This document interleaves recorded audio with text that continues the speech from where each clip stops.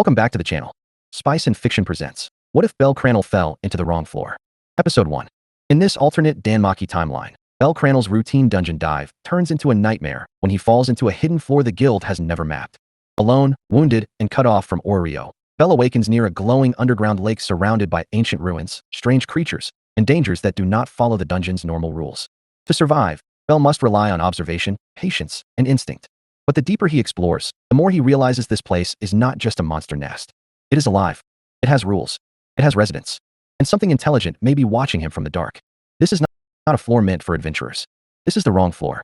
If you enjoy dark fantasy survival, mysterious dungeon exploration, hidden worlds, and Cranel fanfiction, don't forget to like, comment, and subscribe. Now, let the story begin. Chapter 1. Routine. The 18th floor of the dungeon felt almost like a lie. After the damp stone tunnels above, after the endless monster cries and the stale underground air, floor 18 always felt too gentle to be real. The ceiling stretched high enough to pretend it was a sky. Pale crystals glowed from the cavern walls like quiet stars. Small trees grew in patches of strange underground soil, their leaves catching the blue-white light and scattering it softly over tents, cooking fires, and tired adventurers who had stopped pretending they were not exhausted. It was still the dungeon, of course. Everyone knew that. But on floor 18, people could breathe a little easier. They could loosen their armor, sit beside a fire, and remember that they were human before they were adventurers. Cranel sat near one of those fires with a wooden bowl balanced carefully in both hands.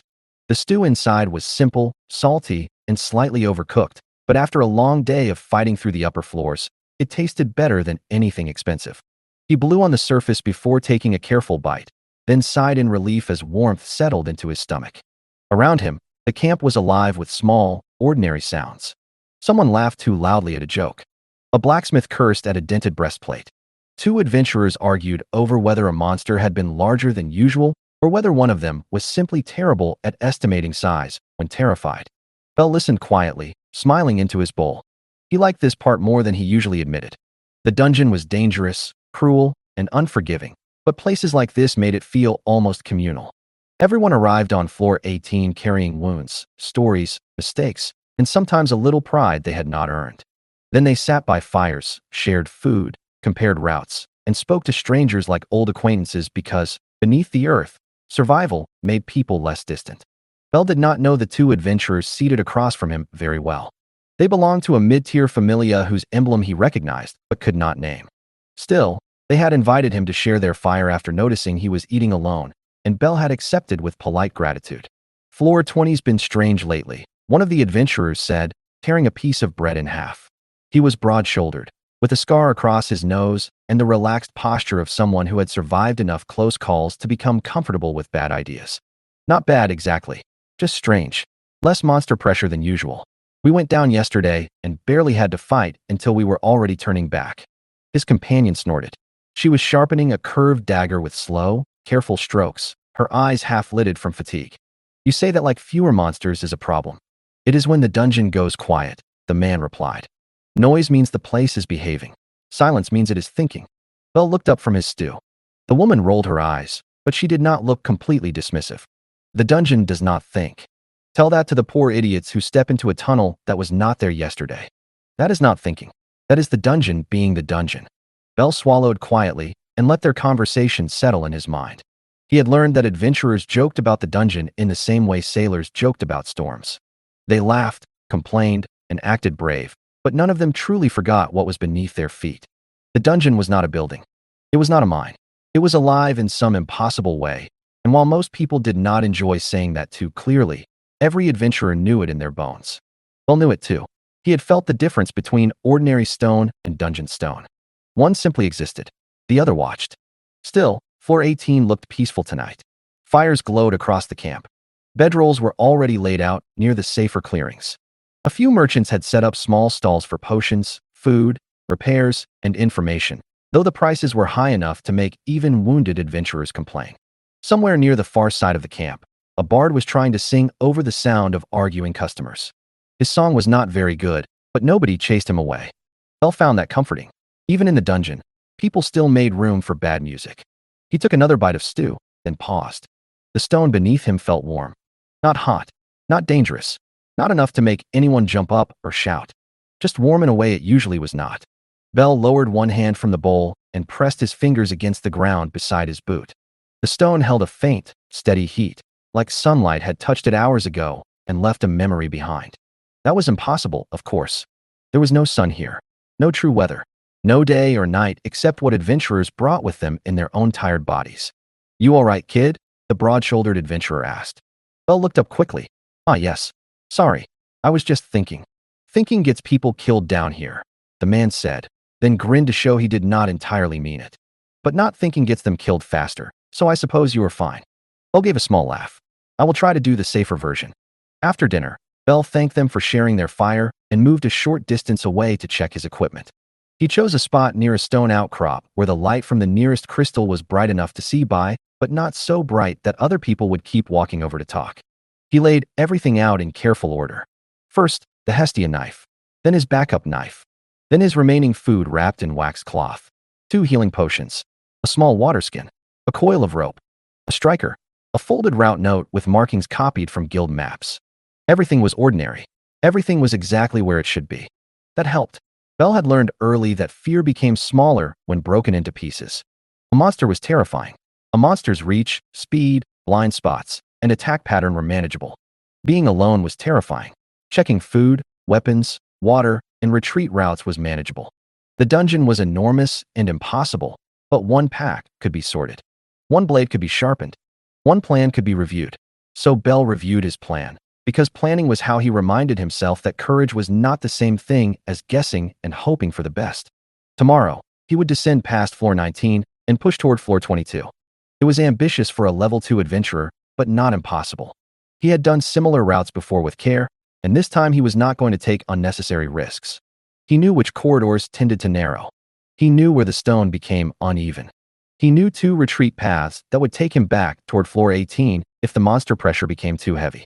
He had enough food for 2 days, though he did not intend to use it all. He had healing items, though he hoped not to need them. He had light, water, and a return route. In his memory, Ina Tool's voice spoke with crisp, practical authority. Know your exit before you know your entrance. The dungeon rewards the prepared and punishes the confident. There is no difference between brave and reckless until something goes wrong. Bell smiled faintly as he checked the edge of his knife. Ina had a way of making warnings sound like paperwork that could stab you if ignored. She would probably be standing at the guild counter right now, adjusting her glasses and somehow sensing from several floors away that he was considering something dangerous. Then she would sigh, say his name in that calm, disappointed tone, and ask whether he had remembered every item on the list she personally made him repeat until he could recite it half asleep. "I remembered," Bell murmured to himself. A passing adventurer gave him a strange look. Bell immediately flushed and busied himself with repacking his bag. Night on floor 18 was never true night. There was no sunrise to leave and no moon to rise. The crystals dimmed only slightly, and the fires did the rest. Even so, the camp slowly settled into its own version of evening. Conversations softened. Armor was set beside bedrolls. Watches were assigned. Someone complained about a snoring companion before being told, very loudly, that they snored worse. Bell spread his cloak near the stone outcrop and leaned back with his pack under one arm. For a while, he watched the camp. It was easy to imagine he was safe here. That was why floor 18 could be dangerous in its own gentle way. It made adventurers forget where they were. It made them laugh too loudly, sleep too deeply, and think of the dungeon as something that existed below them rather than around them. Bell tried not to make that mistake. Even here, he kept his blade within reach. Even here, he positioned himself so his back was protected. Even here, he listened. The silence beyond the camp remained. At some point, Bell reached quietly for the spot over his heart. He could not touch Hestia's blessing through his armor, not really, but the gesture still made him think of her. Hestia would have cried if she had seen him camping this deep alone, then insisted she was not crying, then demanded he eat more, then asked whether any girls had spoken to him. The thought made his face warm in a completely different way. "I am fine, goddess," he whispered. He imagined her answer immediately. "You had better be, Bell. If you get hurt, I am marching into that dungeon myself." That was such a terrible idea that Bell almost laughed out loud. Hestia inside the dungeon would cause a disaster before the first staircase. She would argue with monsters, slip on rocks, and somehow blame him for worrying her. But there was comfort in imagining it. Hestia was home in a way that had nothing to do with buildings. She was noise, warmth, dramatic speeches, and hands gripping his sleeve like she could personally anchor him to the world. Bell held that thought as he closed his eyes. He slept lightly, but he slept. When he woke, the camp was already stirring. Adventurers packed with the quiet efficiency of people who had done it too many times. Breakfast was eaten quickly. Fires were kicked down, gear tightened, blades checked, debts argued over, and directions exchanged. Bell ate a small portion of bread and dried meat, then filled his water skin from one of the safe sources near the camp. The water tasted faintly mineral, as always. He took that as a good sign. Familiar things mattered underground. The broad-shouldered adventurer from the night before lifted a hand when he saw Bell preparing to leave. Heading down. Bell nodded. Only to floor 22 if conditions are good.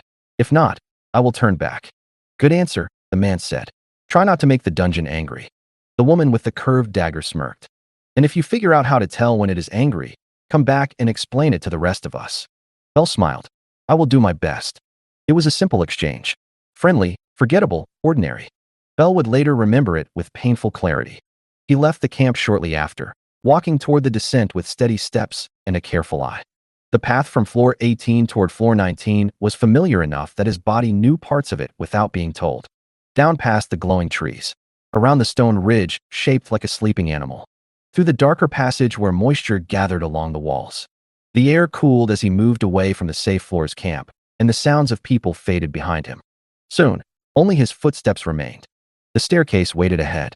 It sloped down into shadow, wide enough for several adventurers to walk side by side, but empty now except for one person climbing up from below. Bell slowed slightly as the stranger emerged from the dimness. The man looked older than most active adventurers, though maybe not truly old. The dungeon aged people in strange ways. His armor was scratched in places no careful smith would leave unattended, and his eyes had the distant, tired look of someone who had seen too much and decided not to process any of it until retirement. Bell stepped aside politely. Good morning. The veteran climbed 2 more steps, then stopped. For a moment, he simply stared past Bell. Bell felt his hand drift closer to his blade. Is something wrong? The veteran frowned, not at Bell exactly, but at the air around him. Kid, he said slowly. You feel that? Bell's shoulders tightened. Feel what? The man did not answer right away. His gaze moved down the staircase, then up toward the path Bell had just taken from floor 18. He placed one hand against the wall. His expression changed, but only slightly. Confusion, irritation, then something like embarrassment, as if he had caught himself believing in ghost stories. Never mind, the veteran muttered. Probably nothing. Bell did not move. The man looked at him properly this time. You heading down alone? Yes. Then do not be proud about turning back. I will not. Everyone says that before they need to. Bell accepted the warning with a small nod. Thank you. The veteran grunted, then continued upward. His footsteps grew quieter behind Bell, but Bell remained still for several seconds. He looked down at the staircase. The stone beneath his boots felt warm. Warmer than yesterday. Warmer than it should have been. He crouched and touched it with 2 fingers. There it was again. A faint heat, steady and patient. Bell's instincts stirred uneasily. Not panic. Not yet. Just the small tightening feeling that came before a bad room, a bad corner, or a monster waiting where no monster should be. He considered turning back. Truly considered it. Ina would approve of that. Hestia would definitely approve. The veteran's warning still hung in the air, plain and practical. But nothing had happened. The dungeon often felt strange. Floors shifted. Monster patterns changed. Adventurers spread rumors every day, and half of them were fear wearing a dramatic coat. Bell could not retreat every time the stone felt odd or the air seemed too quiet. If he did, he would never grow at all. So he stood, adjusted the strap of his pack, and continued down. The staircase between floor 18 and floor 19 was not long, but that morning, it seemed to stretch. Bell listened as he descended. His breathing, his boots, the soft brush of his armor. No monsters, no distant movement, no loose stones tumbling somewhere below. By the time he reached the lower end, the silence had become large enough to feel like another presence walking beside him. Floor 19 opened ahead. Bell stepped onto it carefully. The ceiling above stretched into darkness. The walls were familiar in shape, but the shadows sat differently against them. He knew this area. He had passed through it before. There should have been movement near the left passage, maybe the faint scrape of claws or the low growl of something sensing prey. There should have been small signs that the dungeon was awake and doing what it always did. There was nothing. Bell adjusted his grip on his blade. The floor ahead was quiet. Too quiet, though he did not fully name it yet. For a moment, He glanced back at the staircase leading up to floor 18. The safe floor was still there. Campfires, voices, ordinary warmth, and bad music were only a climb away. Then Bell faced forward. Okay, he whispered, more to steady himself than anything else. He moved into the silence. Everything was fine. For now. Like and subscribe for more DanMachi fanfiction. Chapter 2. The Crack in the World. Floor 19 remained silent for far too long. Bell Cranel moved through its familiar stone corridors with his blade ready and his senses stretched thin, listening for the usual signs of the dungeon. There should have been claws scraping against rock. There should have been distant growls, the wet shuffle of monsters turning corners, the unsettling pulse of life beneath the stone. Instead, only his own footsteps answered him. Each careful step echoed softly through the passage and returned thinner than before, as if the walls were swallowing the sound. Bell did not like it. Silence in the dungeon was never empty. Silence meant something had changed, and changes underground rarely happened for the benefit of adventurers. At first, Bell tried to treat it like a normal irregularity. Monster patterns shifted sometimes. Adventurers cleared certain paths before others arrived. A strong party might have passed through earlier and wiped out the local population for a while. Those explanations were reasonable. They were comforting too, which made Bell distrust them a little. Ina had once told him that the first explanation he wanted to believe was often the one he should examine most carefully. So he moved slowly, checking corners, watching the ceiling, and marking the warmth of the stone beneath his boots in the back of his mind. The floor still felt too warm. Not enough to burn, not enough to hurt, just enough to be wrong. By the time Bell reached the descent toward floor 20, his fingers were tight around the hilt of his blade. He paused at the staircase and looked back the way he had come. The path behind him was clear. Too clear. He had not encountered a single monster since leaving floor 18. That should have made him relieved. Instead, it made the small hairs on the back of his neck stand up. The dungeon was not generous. It did not simply forget to be dangerous. If it was not placing monsters in his path, then either something had driven them away or the dungeon itself had pulled them back. Neither idea made him feel better. Okay, Bell whispered. The word helped. It always helped. It did not make the situation less frightening, but it gave his fear somewhere to stand. Okay meant he had noticed the problem. Okay meant he was still thinking. Okay meant he was not going to panic just because the dungeon had decided to behave like a sleeping animal pretending not to breathe. He descended. Floor 20 greeted him with a quiet so complete that Bell stopped after only 5 steps. He stood at the mouth of the passage, blade half raised, and listened. Nothing. No movement. No monster calls. No distant combat from another party. No grinding of stone. No dripping water. No faint vibrations from something tunneling through the walls. The air itself felt strangely still. Bell swallowed, his throat dry despite the dampness in the air. This was not a cleared route. This was not normal low monster density. This was absence. The floor was empty in the way a room became empty when everyone inside had left because they heard something coming. Bell took 1 step forward, then another. The passage opened into a wider chamber that he recognized from guild maps and memory. Usually, the chamber was troublesome because monsters liked to emerge from the side tunnels and force adventurers into bad angles. Bell had marked it as a place to cross quickly or avoid during heavy activity. Today, the side tunnels were vacant. The walls were dark. The ground was bare. Even the faint natural sounds of the dungeon seemed to have drawn inward and hidden. Bell's instincts finally stopped whispering and began to shout. Retreat. He did not argue with them. Bell turned at once and took 2 quick steps back toward the staircase. His pride did not matter. His planned route did not matter. There was no shame in returning to floor 18 and reporting unusual conditions. Ina would probably be relieved. Hestia would scold him and hug him so tightly he would lose the ability to breathe. The adventurer from the staircase would grunt like he had expected this all along. Bell could live with that. Living with embarrassment was easy. Dying because he ignored every warning sign in front of him was not. Then the floor opened beneath him. There was no click, no rumble, no warning tremor that a trained adventurer might have noticed. The stone simply parted. A thin line appeared beneath Bell's boots, black and impossibly straight, and in the next heartbeat that line tore across the chamber like lightning splitting a storm cloud. Bell's eyes widened. He kicked backward, trying to throw himself away from it, but the crack widened faster than his body could move. Stone groaned. The chamber shuddered. The ground under his right foot vanished. For 1 terrible second, Bell hung between balance and falling. Then the dungeon swallowed him. He dropped into darkness with a shout that was ripped apart by the rushing air. His shoulder struck stone almost immediately, spinning him sideways. Pain flashed white through his body. He reached out with both hands, fingers clawing at the wall, but the surface was too smooth and too fast. His nails scraped uselessly over rock. Sparks burst somewhere below as his blade struck the side of the shaft. His pack slammed against his back, then jerked violently as something tore loose. He heard glass shatter. A potion, maybe more than one. Something wooden spun past his face and disappeared above him. His torch. Bell tried to breathe and inhaled dust instead. The fall was chaos. There was no up or down, only impact and motion and the awful knowledge that the dungeon had opened for him specifically. He hit one side of the shaft, bounced away, and struck another. His left shoulder screamed. His ribs flared with pain. His thoughts broke into pieces too small to hold. Wall. Air. Pain. Dark. Move. Grab. Cannot. He did not know how long he fell. It felt endless, but fear stretched time until every second became a corridor of its own. He tried to twist his body, tried to protect his head, tried to keep his limbs from striking the walls too directly. None of it felt like enough. The darkness below remained absolute. Bell had enough time to think, absurdly, that he hoped Hestia would not blame herself. Then he hit water.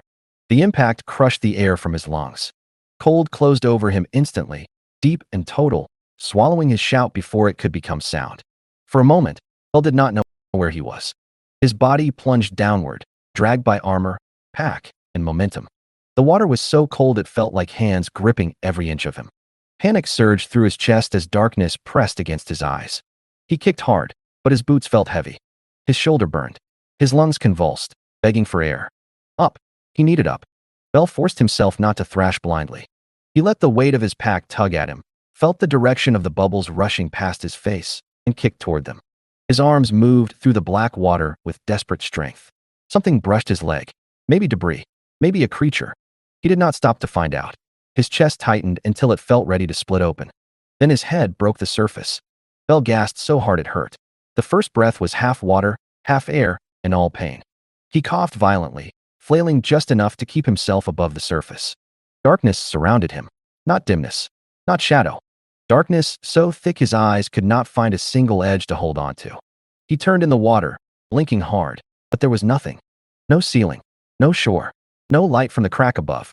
No hint of the floor he had fallen from. Only water, cold air, and the sound of his own ragged breathing echoing across a space too large to understand. Okay, he choked. His voice sounded small. He coughed again, then forced himself to tread water more carefully. Panic wasted strength. Strength was life. He had to think. He had to know what he had. Bell took stock by touch because sight gave him nothing. Alive. Injured, but alive. Ribs bruised, maybe not broken. Forehead cut. Left shoulder strained, but still moving. Armor intact enough to protect him, heavy enough to make swimming harder. Blade still at his hip. Pack still strapped to him, though it felt lighter. That was bad. Light source gone. Food probably soaked. Potions unknown. Water everywhere. None of it safe until tested. He was somewhere below floor 20. He had no idea how far he had fallen. He had no idea if the way back even existed anymore. The thought tried to become too large, so Bell made it smaller. Okay, he said again, softer this time. I am in water. I need shore. That was a problem he could solve. Bell began to swim. Not fast. Fast would exhaust him. He moved in a slow, careful pattern, counting strokes under his breath to keep his mind steady. 10 forward. Turn slightly. 10 more. Listen. Reach. Repeat. His boots dragged. His shoulder throbbed. Every so often, his fingers brushed nothing but water, and the darkness made it feel as if he were swimming in the stomach of something enormous. He tried not to think about what might live in a lake this deep. He tried not to think about the thing that had brushed his leg. He tried not to imagine pale eyes opening beneath him. After what felt like far too long, his fingertips struck stone. Bell almost laughed. Instead, he grabbed the edge with both hands and held on. The stone was smooth, wet, and cold. He dragged himself along it until he found a lower shelf, then hauled his body upward with a strained groan. His injured shoulder nearly gave out, but he bit down on the pain and forced himself over the edge. He collapsed onto solid ground, coughing, shaking, and dripping water onto the stone beneath him. For several minutes, Bell did nothing. He simply lay there. The stone was hard against his cheek. His clothes clung to him. His lungs burned. His heartbeat hammered so loudly that it filled the silence. He wanted to move, but his body refused. The fall had taken the world he knew and smashed it into pieces. Floor 18. The campfire, the bad music, the stew, the veteran on the stairs. All of it felt impossibly far away, like memories from someone else's life. Bell closed his eyes. Though open or closed made no difference in the dark. He breathed in, held it, breathed out. Again, again. When the trembling in his hands lessened, he pushed himself upright and sat with his knees drawn close. The darkness remained complete. His eyes strained uselessly, searching for shapes, but there was nothing for them to adjust to. He knew the process. Eyes needed light, however little, to work with. Without light, there was no adjustment, no improvement, no heroic moment where the world slowly revealed itself. He was blind, not permanently, not if he found light, but here, now sight was gone. That realization frightened him more than the fall. Bell reached toward his chest, toward the place where Hestia's blessing rested beneath armor and cloth.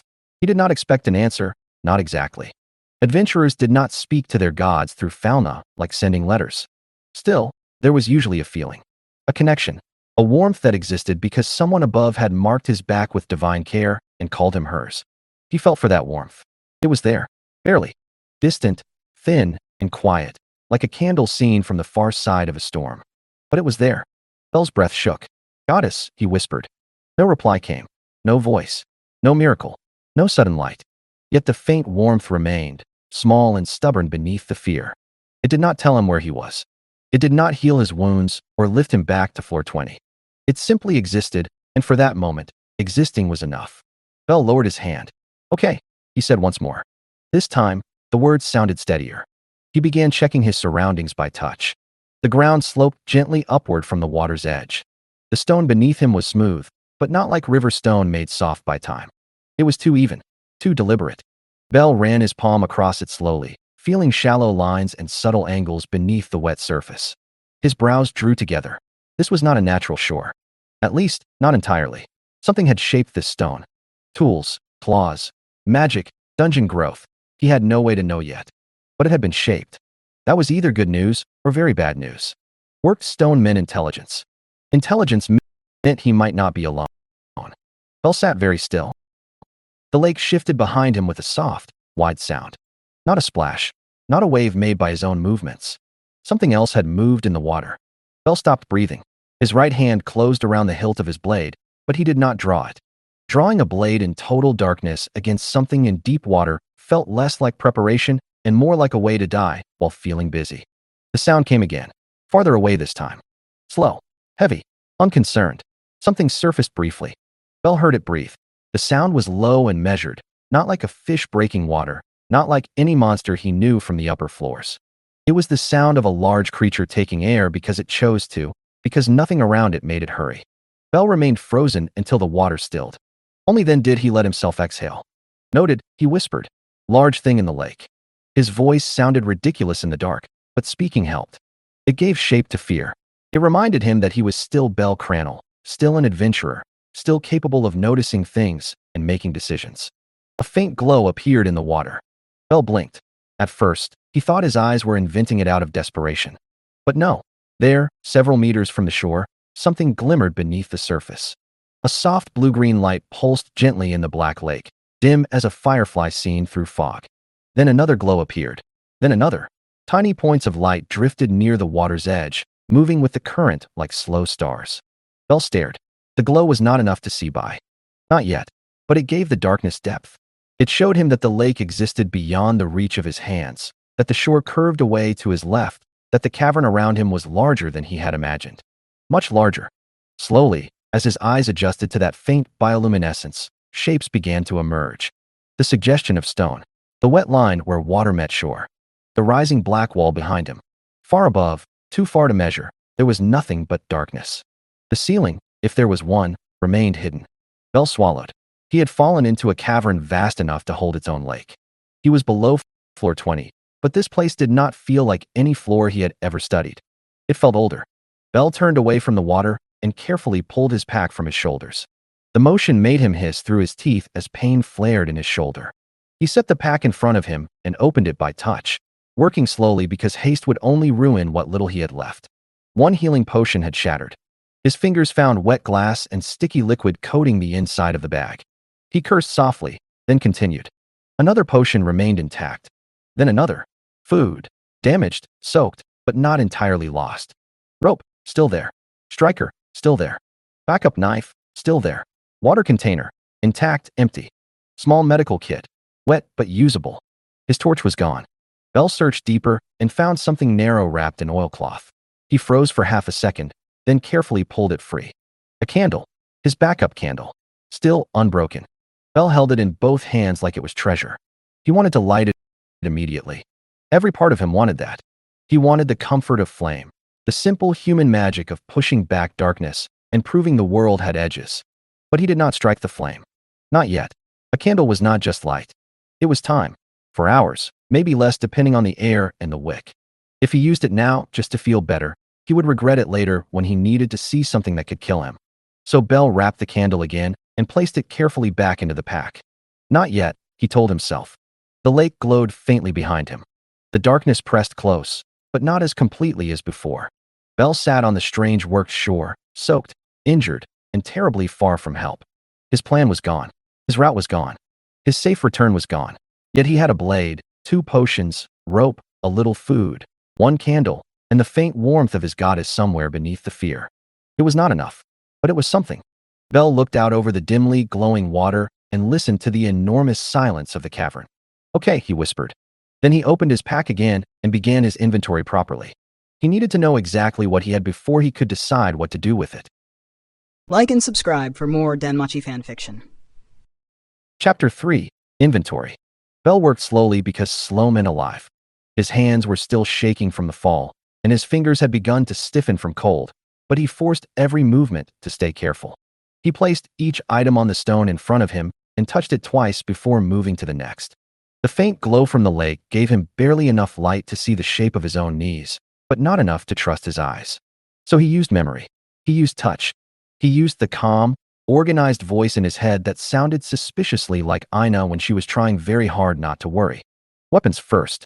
The Hestia knife was still at his hip, intact and familiar beneath his palm. Bell drew it only halfway, enough to feel the blade and confirm there were no cracks, then slid it back into place.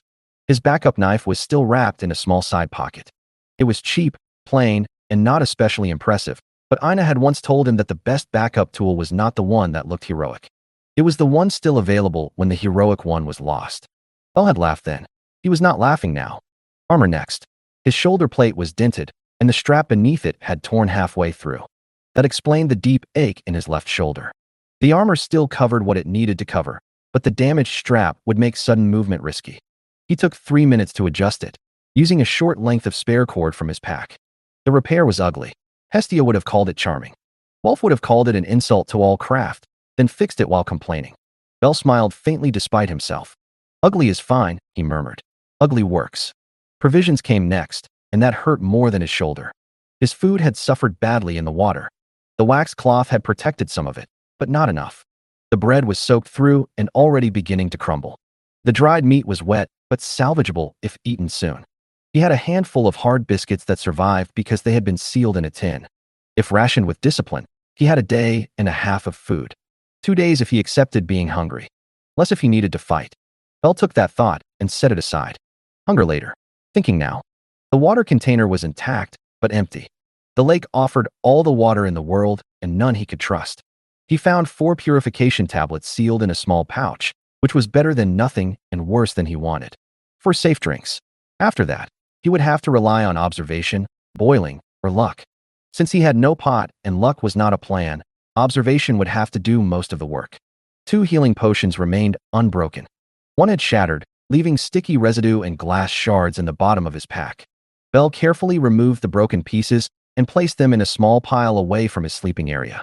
He hated losing the potion more than he wanted to admit. A healing potion underground was not just medicine. It was permission to make one mistake and not die immediately. He had lost one permission. Equipment came last. Rope, 20 meters, damp but usable. A small striker, dry enough because the pouch had been sealed well. A whetstone, basic bandages, needle and thread, a few hooks, a short pencil stub wrapped in cloth, though most of his paper had turned to pulp. The backup candle remained his greatest treasure. He unwrapped it once, checked the wick, then wrapped it again with almost ridiculous care. He did not light it. Not yet. Bell sat back on his heels and listened. The lake made a faint sound against the shore. Somewhere far away, Water dripped at regular intervals.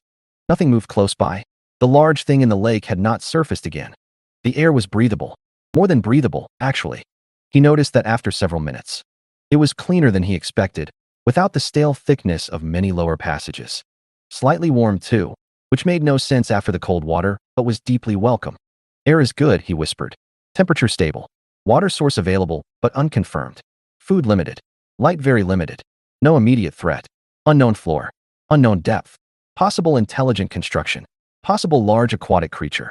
He paused, then added, possible terrible life choices. His own dry little joke sounded weak in the dark, but it helped. A tiny spark of normal Bell inside a cavern that had no interest in normal things. He shifted closer to the wall behind him and ran his fingers across it again. Smooth. Not natural. The surface had shallow seams, almost like blocks fitted together, but the joins were too fine to be ordinary masonry. He pressed his ear against the stone and listened. Nothing. No hollow space behind it. No vibration. The wall was solid, but the worked quality remained. Someone had shaped this shore. Or something had. Bell did not know which answer would let him sleep better, so he chose neither. Instead, he made his first decision. He would not move far until he had more information. Moving blind in unknown territory was how adventurers died. Moving afraid was worse. The lake gave him a boundary. The wall gave him another. Between those two, he had a narrow strip of space he could understand. That was enough for now. Bell found a section of wall that curved slightly inward and sat with his back against it. It was not a camp. Not yet. But it protected one side. He placed his weapons within easy reach, put the food closer to the wall, and set the candle beneath his folded cloak where it would not roll or be kicked.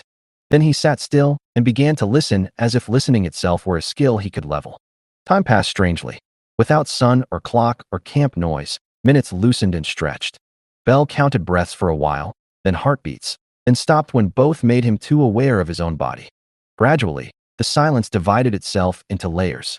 The lake had a current, faint but consistent, moving from his right toward his left. The drip he had heard earlier fell every 27 breaths, then every 26, then every 27 again, which probably meant his counting was flawed rather than the water. The air did not shift much. No wind. No draft strong enough to suggest a nearby passage. Then something moved in the water again. Bell stilled. The sound was far out on the lake, not close enough to threaten him immediately. A slow rise, a break in the surface, then a breath. He imagined a great head lifting from dark water, patient and sightless. He did not know if that image was accurate, but it was enough to keep him still until the sound faded. Whatever lived there did not rush. That made it more frightening, not less. Only after a long time did Bell move again. His clothes were drying slowly against his skin. The cold had retreated into a damp discomfort. His shoulder still hurt, but the pain had settled into something steady rather than sharp. He considered using a potion, then rejected the idea. He was injured, not dying.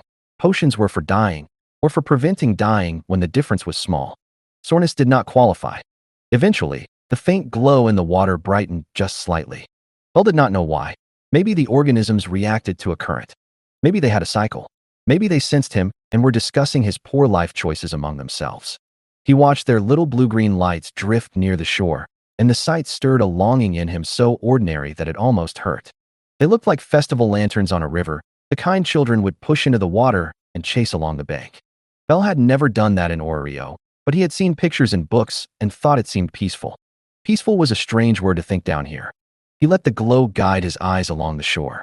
To his left, the stone path continued, following the curve of the lake. To his right, it disappeared into darkness. The wall behind him was not uniform. Farther right, maybe 10 paces away, the worked stone recessed slightly. An alcove, perhaps, or a doorway, or a mouth. Bell stared at it for a long time and decided he did not like any option enough to investigate without light. That was when he lit the candle. He did it with ceremony because it felt like a ceremony. He took out the striker. He unwrapped the candle. He shielded it with his body from a wind that did not exist. The first spark failed. The second caught the wick only briefly. The third became flame. Light bloomed in his hands.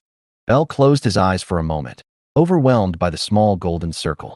After so much darkness, even a candle looked like a sunrise. When he opened them again, the world had edges. The stone beneath him was almost black, threaded with thin veins of faint luminescence that ran through it like frozen lightning. The wall behind him was indeed worked, made of interlocking panels that had partly merged with dungeon stone over time. The lake stretched away into darkness, its surface glimmering with scattered blue-green life. Above, the ceiling remained too high to see clearly, but the candle caught hints of geometric formations hanging there, not stalactites, but angular shapes arranged in careful repetition. Bell stood slowly, holding the candle high. The alcove to his right was real. It curved inward from the wall, deep enough for a person to sit inside and narrow enough that a larger creature would struggle to enter quickly. It was not comfortable, but comfort had fallen out of the world several hours ago. Defensible was better. He moved his supplies into the alcove one trip at a time, each movement careful, each glance returning to the lake. When everything was inside, he set the candle on a flat stone and looked at his little shelter. A damp cloak, a damaged pack, 2 knives, 2 potions, a day and a half of food, 1 small flame. It was not much. Bell sat down with his back against the deepest part of the alcove. The candlelight touched the entrance and left everything beyond it in shadow. For the first time since the fall, he had a place that could be called here instead of nowhere. Okay, he whispered. The word warmed him almost as much as the flame. Outside the alcove, the lake lights drifted gently. The worked stone glimmered. The enormous cavern held its breath. Bell watched the candle burn and promised himself he would make every minute of it count. Like and subscribe for more DanMachi fanfiction. Chapter 4. The First Night. Bell built his first camp in the deep floor with the same seriousness another adventurer might use to prepare for a boss fight. He had no tent, no bedroll worth naming after the soaking it had taken, and no fire beyond the candle. But a camp was not defined by comfort. It was defined by order. A place where tools had positions, where escape routes were known, where a tired mind could reach for a potion without searching in panic. Bell could not make the alcove safe, not truly. But he could make it less foolish, and less foolish was a beautiful thing. He tied his rope across the entrance at ankle height, then reconsidered and raised it slightly. A creature low to the ground might pass under it. A creature tall enough to trip might snap it. The rope was not a trap. It was an alarm. He attached one end to a loose shard of stone balanced on another flat piece near his hand. If something pressed through the entrance, the shard would fall. It was embarrassingly simple. Wolf would have built something with hinges, wire, and probably a lecture. Lily would have made it 10 times more efficient and then told Bell the exact probability of it failing. Bell had rope and a rock. Rope and rock, he murmured. The heroic tools of survival. He almost smiled. Next came supplies. Food at the back left, dry cloth beneath it. Potions at the back right, wrapped so they would not roll or break. Candle in the center, used only while his hands needed sight. Weapons beside his knees. Broken glass far outside the alcove. Wet cloth spread where it might dry. Pack emptied, cleaned as best he could, then repacked in order. Every action took time. Every action ate light. Bell had to keep reminding himself not to rush, because rushing cost more later. After the camp was arranged, he extinguished the candle. Darkness returned with such speed that Bell's breath caught. The blue-green glow from the lake still reached him faintly, but inside the alcove it became little more than a memory. He sat there with his hands resting on his knees, waiting for panic to pass. It did not vanish. It simply became smaller. A tight animal tucked under his ribs. The hardest part was the silence. Bell had expected monsters. He had expected hunger, pain, cold, and fear. He had not expected silence to feel like pressure. The upper dungeon was never quiet. Even when no monster was nearby, there was always something. Distant fighting, dripping water, cracking stone, the whisper of other adventurers moving through the same vast beast. Floor 18 had voices and fires and terrible music. Here, between the lake's soft movements, the world seemed to stop. Bell's mind began to make things to fill the emptiness. A footstep outside the alcove that was only water. A breath near his ear that was only his own. A shape beyond the entrance that became nothing when he stared at it. He knew the signs. Isolation anxiety. Sensory deprivation. Ina had made him read about it after he once admitted he hated long solo tunnels. He had thought the guide exaggerated. It had not exaggerated enough. The recommended treatment was simple. Controlled breathing. Clear statements of fact. Focus on immediate, solvable problems. Do not debate with imagined horrors. Do not give names to shapes in the dark. Bell inhaled slowly. Held it. Exhaled. Okay, he said. I am on an unmapped floor. The air is good. The temperature is stable. I have food for a day and a half if I am careful. I have 2 potions. I have 1 candle. No monsters have approached me since I reached shore. That could mean there are no monsters nearby, or it could mean the monsters here have not decided I am interesting yet. Either way, I am alive. He paused. Alive is workable. The words sounded silly and brave at the same time. He liked them enough to keep them. He did not sleep immediately. He could not. Instead, he listened and mapped what little he could. The lake lay ahead, the wall behind. The alcove entrance narrowed the danger into one direction. If something came from the water, he would hear it climb the shore. If something came along the wall, the rope might warn him. If something came through the stone itself, then Belle had no plan and would have to be very impressed before dying. "Please do not come through the stone," he whispered. The stone did not answer. Hours passed, or what felt like hours. Belle ate a small portion of wet-dried meat and one hard biscuit, chewing slowly to trick his stomach into thinking it had received generosity. He drank a little from the lake only after using one purification tablet. The water tasted cold and clean, with a faint mineral sweetness. He waited for sickness. None came. That did not prove the water was safe forever, but it proved he could drink tonight. When his body finally began to sag with exhaustion, Belle thought of Hestia. Not in a grand dramatic way. He thought of her kitchen table, of the way she leaned too close when she was excited, of her terrible habit of declaring dinner a masterpiece before anyone tasted it, of the warmth of her hands when she grabbed his and announced some new plan that was probably impossible but somehow made him believe in it for at least 3 seconds. He reached inward again for the connection. It was faint, still there, but thin enough to hurt. He could not feel her worry, could not feel whether she knew he was missing, could not send anything upward. But a small warmth remained in the center of his chest, steady as a coal beneath ash. "She will look," Belle said quietly. "She will figure something out. She always does." He imagined Hestia trying to organize a rescue. The guild clerks would not survive. Ina would produce forms faster than anyone could question them. Lily would calculate costs while pretending not to cry. Wolf would start sharpening weapons and threatening doors that did not open quickly enough. The thought made Belle ache with longing, but it also steadied him. They would look. He just had to remain someone who could be found.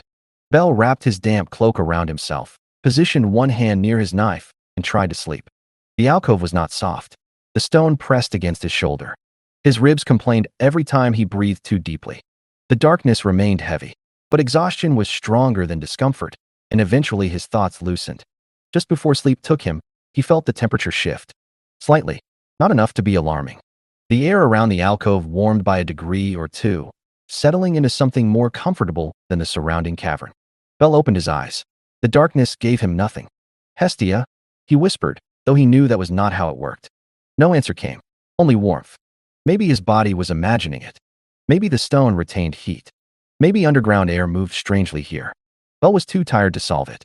He accepted the small kindness, whether real or accidental, and drifted into uneasy sleep. The lake remained still for a long while. Then, far from the shore, something surfaced without a splash. It rose slowly, breaking the water like a thought rising from memory. A dark shape lingered there, watching the alcove from a distance. No hunger radiated from it, no aggression. It simply observed. In the walls around Belle's shelter, faint geometric lines pulsed once with inner light. The pattern traveled along the stone, touched the edge of the alcove, and faded. Belle slept on, one hand near his knife, face softened by exhaustion. The deep floor watched its new occupant. And for that first night, at least, it let him rest. Like and subscribe for more DanMachi fanfiction. Chapter 5, Bioluminescence. Belle woke all at once, not because of sound, but because his body remembered it was in danger before his mind did. His hand closed around his knife. His eyes opened to darkness, softened by the lake's faint glow. For 2 seconds he did not know where he was, and those 2 seconds were awful. Then memory returned. The crack, the fall, the lake, the alcove, the rope alarm, the candle he had not wasted. "Okay," he whispered, voice rough from sleep. Still alive. The rope remained in place. The stone shard had not fallen. No tracks disturbed the thin layer of damp dust near the entrance. His pack was where he had left it. His potions were intact. Nothing had taken his food, which was either good news or proof that the local wildlife had standards. Belle sat up slowly, wincing as his ribs protested. His shoulder felt stiff but functional. The head wound had clotted. He was sore everywhere, but soreness meant his body had not decided to give up while he slept. He ran through his survival checklist. Physical condition first. Pain manageable. Movement possible. No fever. No dizziness beyond hunger and poor sleep. Equipment next. Weapons present. Candle 3/4 remaining. Rope intact. Food at expected level. Water container empty. Environment last. Temperature stable. Lake current unchanged. No immediate movement nearby. Routine helped. Routine was a wall made of repeated actions. Bell had only one small wall, so he took care of it. He ate a small piece of wet-dried meat and half a biscuit. His stomach objected to the smallness of the offering, but Bell ignored it. Hunger was information, not an order. After eating, he considered water. The purification tablet had worked last night, or at least had not failed obviously. He had 3 tablets left. That meant 3 guaranteed safe drinks if the lake remained usable. After that, he would have to make decisions with incomplete knowledge. He moved to the shore with the candle unlit, guided by the lake glow. The blue-green organisms drifted near the edge in clusters, some attached to submerged stone, others floating like tiny lanterns. Bell crouched and watched them for a long time. They pulsed slowly, brightening and dimming in a rhythm that did not match his heartbeat or breathing. Plant-like, maybe, or not. The dungeon had no obligation to respect surface categories. The water itself was clear when he cupped it in his hands, though the dim light made certainty difficult. It smelled clean. Several small shapes moved beneath the surface, quick and silver when they crossed the glow. Living things drank or lived in this water. That did not prove safety for humans, but it mattered. Poison water rarely hosted a healthy ecosystem unless the ecosystem had decided poison was a seasoning. Bell used one purification tablet anyway. While it dissolved, he studied the shore. Small marks patterned the wet stone near the waterline. Not footprints. Not exactly. Tiny scratches in groups of 4 and 5, clustered where something regularly climbed from water to shore. The marks were too small for the large breathing creature. Bell touched one lightly. Small shore visitors, he murmured. Unknown risk. Polite enough not to visit during breakfast. Appreciated. After the water was ready, he drank. It tasted clean again, cold enough to ache in his teeth. He waited, because waiting was cheaper than vomiting later. Nothing happened except his thirst easing, which improved his opinion of the lake by a cautious amount. Then he noticed the glow was brighter to the left. At first, Bell thought the current had gathered more organisms there. But when he watched longer, the pattern became too consistent. The clusters near the left curve of the shore shone more strongly, as if the lake itself were pointing. Bell frowned. Following mysterious lights in an unmapped deep floor sounded like the opening scene of a cautionary tale Ina would assign to reckless children.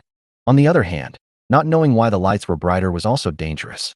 He returned to the alcove, packed only what he needed, and left most supplies behind. Knife, Hestia knife, rope, 1 potion, candle, striker, water.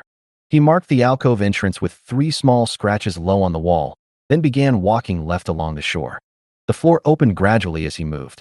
The lake curved wide and dark beside him.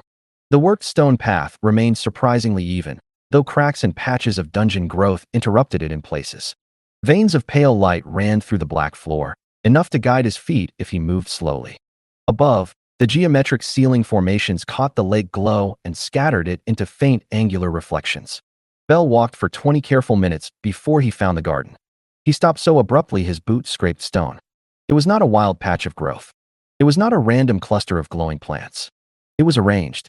Beds of bioluminescent organisms grew in careful sections divided by shallow channels carved into the stone. Some glowed blue, others green, others soft white like moonlight seen through cloth. Thin streams of lake water moved through the channels, feeding each section in a pattern too deliberate to be natural. Several plants had been harvested recently. The cuts were clean. Bell stared at the garden for a long time. Someone tended this. Something tended this. That one fact changed the entire floor. His first instinct was fear. His second was curiosity. His third, which arrived wearing Ina's stern expression, was etiquette. If something intelligent maintained the garden, then the garden belonged to someone in a meaningful sense. Taking from it without need would be theft. Damaging it would be provocation. Bell stepped back carefully and looked at where his boots had touched. He had not crushed anything. Good. Rule 1, he whispered. Whatever tends the garden is intelligent until proven otherwise. Rule 2, do not damage the garden. Do not take from it unless necessary. Rule 3, if the gardener appears, do not scream unless the gardener screams first. He considered that. Maybe do not scream at all. The garden's glow painted his face in gentle colors. It should have been beautiful, and it was, but beauty in the dungeon always had teeth somewhere. Bell circled at a respectful distance, observing without entering. Some beds contained ribbon-like plants that floated in shallow water. Others grew in clustered bulbs, pulsing faintly when the current touched them. Thin strands like glowing hair trailed from small stone frames. He saw no tools, no baskets, no footprints he could understand. Near one corner, a small piece of luminescent material had fallen outside the bed. Bell crouched. It was already detached, lying on bare stone beyond the cultivated area. He hesitated, then picked it up with 2 fingers. "Borrowing," he said softly. "Not stealing. Maybe. Hopefully." The fragment glowed steadily, dimmer than his candle but brighter than the lake. It gave off a faint warmth, not enough to burn. Bell wrapped it in damp cloth, waited, then checked the cloth. No smoke. No damage. He touched it to a small scrap of ruined paper. No flame. Good for light, poor for arson. That was acceptable. He carried it back toward camp with the reverence of someone transporting a sacred relic or a very useful mushroom. On the return walk, the floor felt slightly less impossible. Not safer, never safer, but more understandable. There was water. There was light. There was a garden. There were small creatures. There was at least one large aquatic thing. These were not random dangers scattered in darkness. They were pieces of a system. If Bell could learn the system, he could live inside it. Back at the alcove, he experimented with the glowing fragment. Wrapped in thin cloth and tied near a shard of crystal-like stone, it made a dim lamp. Not a good lamp. Not even a respectable lamp. But it produced light without eating his candle. Bell held it up and watched the alcove emerge in soft blue-green. A small victory. He felt foolishly proud. Not bad, he said, for someone whose last invention was tying rope to a rock. The lamp's glow was weak, but it changed everything. With it, he could move a little farther, see his hands, check the floor, and save the candle for moments that demanded true light. Bell adjusted the binding twice until it stopped slipping, then hung it from his pack strap. By what he guessed was midday, though time had no real meaning here, Bell set out again. This time he walked farther along the shore, mapping in his head. Alcove, left curve, garden, narrow ridge, drip point, smooth black wall, lake current moving steadily. He repeated the sequence until it became almost a song. Behind him, the garden glowed in patient silence. Ahead, the shore curved into unknown territory. Above, the geometric ceiling formations scattered the faint light into something almost like stars. Bell was still lost, still alone, still below every map he trusted. But he had found light that did not run out. For the first time since the floor opened beneath him, the future contained more than darkness. Like and subscribe for more DanMachi fanfiction. Chapter 6. The Architecture of Somewhere. The next discovery began with a doorway that had forgotten it was a doorway. Bell found it beyond the far curve of the lake, where the worked shore widened into a broad platform half swallowed by dungeon growth. At first glance, it looked like a wall scarred by cracks and pale roots. Then his borrowed lamp caught straight edges beneath the overgrowth, and straight edges underground were never innocent. Bell stepped closer, careful not to touch anything until he understood what he was seeing. The opening had been partially sealed by stone that was not the same color as the wall around it. The seal had cracked long ago. Dungeon growth pushed through the gaps in pale, sinewy ropes, like the floor had tried to stitch the wound shut and failed. Beyond the broken seal lay darkness, but not the same open darkness of the lake. This darkness had shape. It waited inside a corridor. Bell did not enter immediately. He stood outside and made a list. Doorway. Old seal. Growth through cracks. No immediate sound. Air from within slightly cooler. Unknown depth. Possible shelter. Possible death. Possible both, because the dungeon enjoyed efficiency. He almost turned back. Almost. Instead, he took 3 small stones from the ground and tossed them one at a time into the corridor. The first bounced twice and stopped. The second rolled farther. The third struck something metallic or crystal and produced a soft chime that made Bell's shoulders tense. Nothing lunged out. Nothing hissed. Nothing exploded, which Bell considered a generous start. "Okay," he whispered. "Just looking. Looking is allowed." The corridor beyond the doorway was narrow but tall, its walls made of the same black worked stone veined with faint light. The dungeon growth was thinner here, clinging to corners rather than dominating the space. Bell moved slowly, lamp held low to preserve his night vision, knife ready in his other hand. The air smelled different. Mineral, old, dry in a way that reminded him of sealed storage rooms and books nobody had opened in years. After a short distance, the corridor opened into ruins. Bell stopped. His breath left him softly. He had expected a chamber, perhaps another shore or some natural cavern. Instead, the space beyond widened into what could only be described as streets. Not city streets as Orario knew them, full of shops and shouting and gods making nuisances of themselves. These were quiet stone avenues, half-collapsed and overgrown, lined with structures whose roofs had fallen in or merged with the dungeon ceiling. Doorways opened into rooms filled with luminous fungus. Pillars leaned at careful angles, held upright by roots of living stone. Low walls marked spaces that might once have been homes, workshops, or something with no human equivalent. Bell stood at the edge of it all, suddenly aware of how loud his breathing seemed. This was not a cave. This was somewhere. The thought unsettled him more than any monster could have. The upper dungeon had rooms and corridors, yes, but those were the dungeon's own shapes. This had intention of another kind. Someone had lived here, or worked here, or gathered here. Someone had built walls not merely to block a path, but to define a place. Bell stepped onto the nearest street, and his boot landed in dust that might have waited centuries for the interruption. He began observing with almost religious care. The avenue curved toward the lake, suggesting the settlement had been built around the water. Doorways faced inward, toward communal space. The walls were thick and seamless. No wood remained, if wood had ever been used. No cloth, no metal, nothing easily decayed. Whatever this civilization had possessed, time and the dungeon had taken most of it. On one wall, partly hidden by glowing moss, Bell found writing. He did not touch it. He leaned close and studied the carved marks. They were precise, arranged in vertical bands with repeating shapes that might have been letters, numbers, or prayers. Bell knew common, could read enough koine from old records to embarrass himself in front of scholars, and had picked up basic symbols from guild maps. This was none of those. The marks looked less like sound written down and more like movement made still. "I cannot read you," Bell said quietly. "Sorry." Apologizing to a wall felt strange, but the wall did not seem offended. Farther along, the writing changed. A larger section spread across a flat surface, with lines connecting carved shapes. Bell crouched and held his lamp closer. It might have been a map, or a diagram, or instructions for assembling furniture from a civilization with very dramatic taste. He traced the air near it without touching the stone. There were repeating circles, branching lines, and one shape that looked vaguely like the lake. He sat back on his heels. If it was a map, then the ruins had once been organized enough to require maps. If it was not a map, then he had learned that desperation made him see maps in wall scratches. Both possibilities were worth remembering. A soft clicking sound came from behind him. Bell turned slowly. A creature stood in the broken doorway across the avenue. It was small, about knee height, with the general shape of a crab if a crab had been designed by someone who admired both machinery and dark crystal. Its legs were jointed and precise. Its shell reflected the lamp's glow in sharp blue edges. Two delicate feelers moved in the air, tasting the space between them. Bell did not move.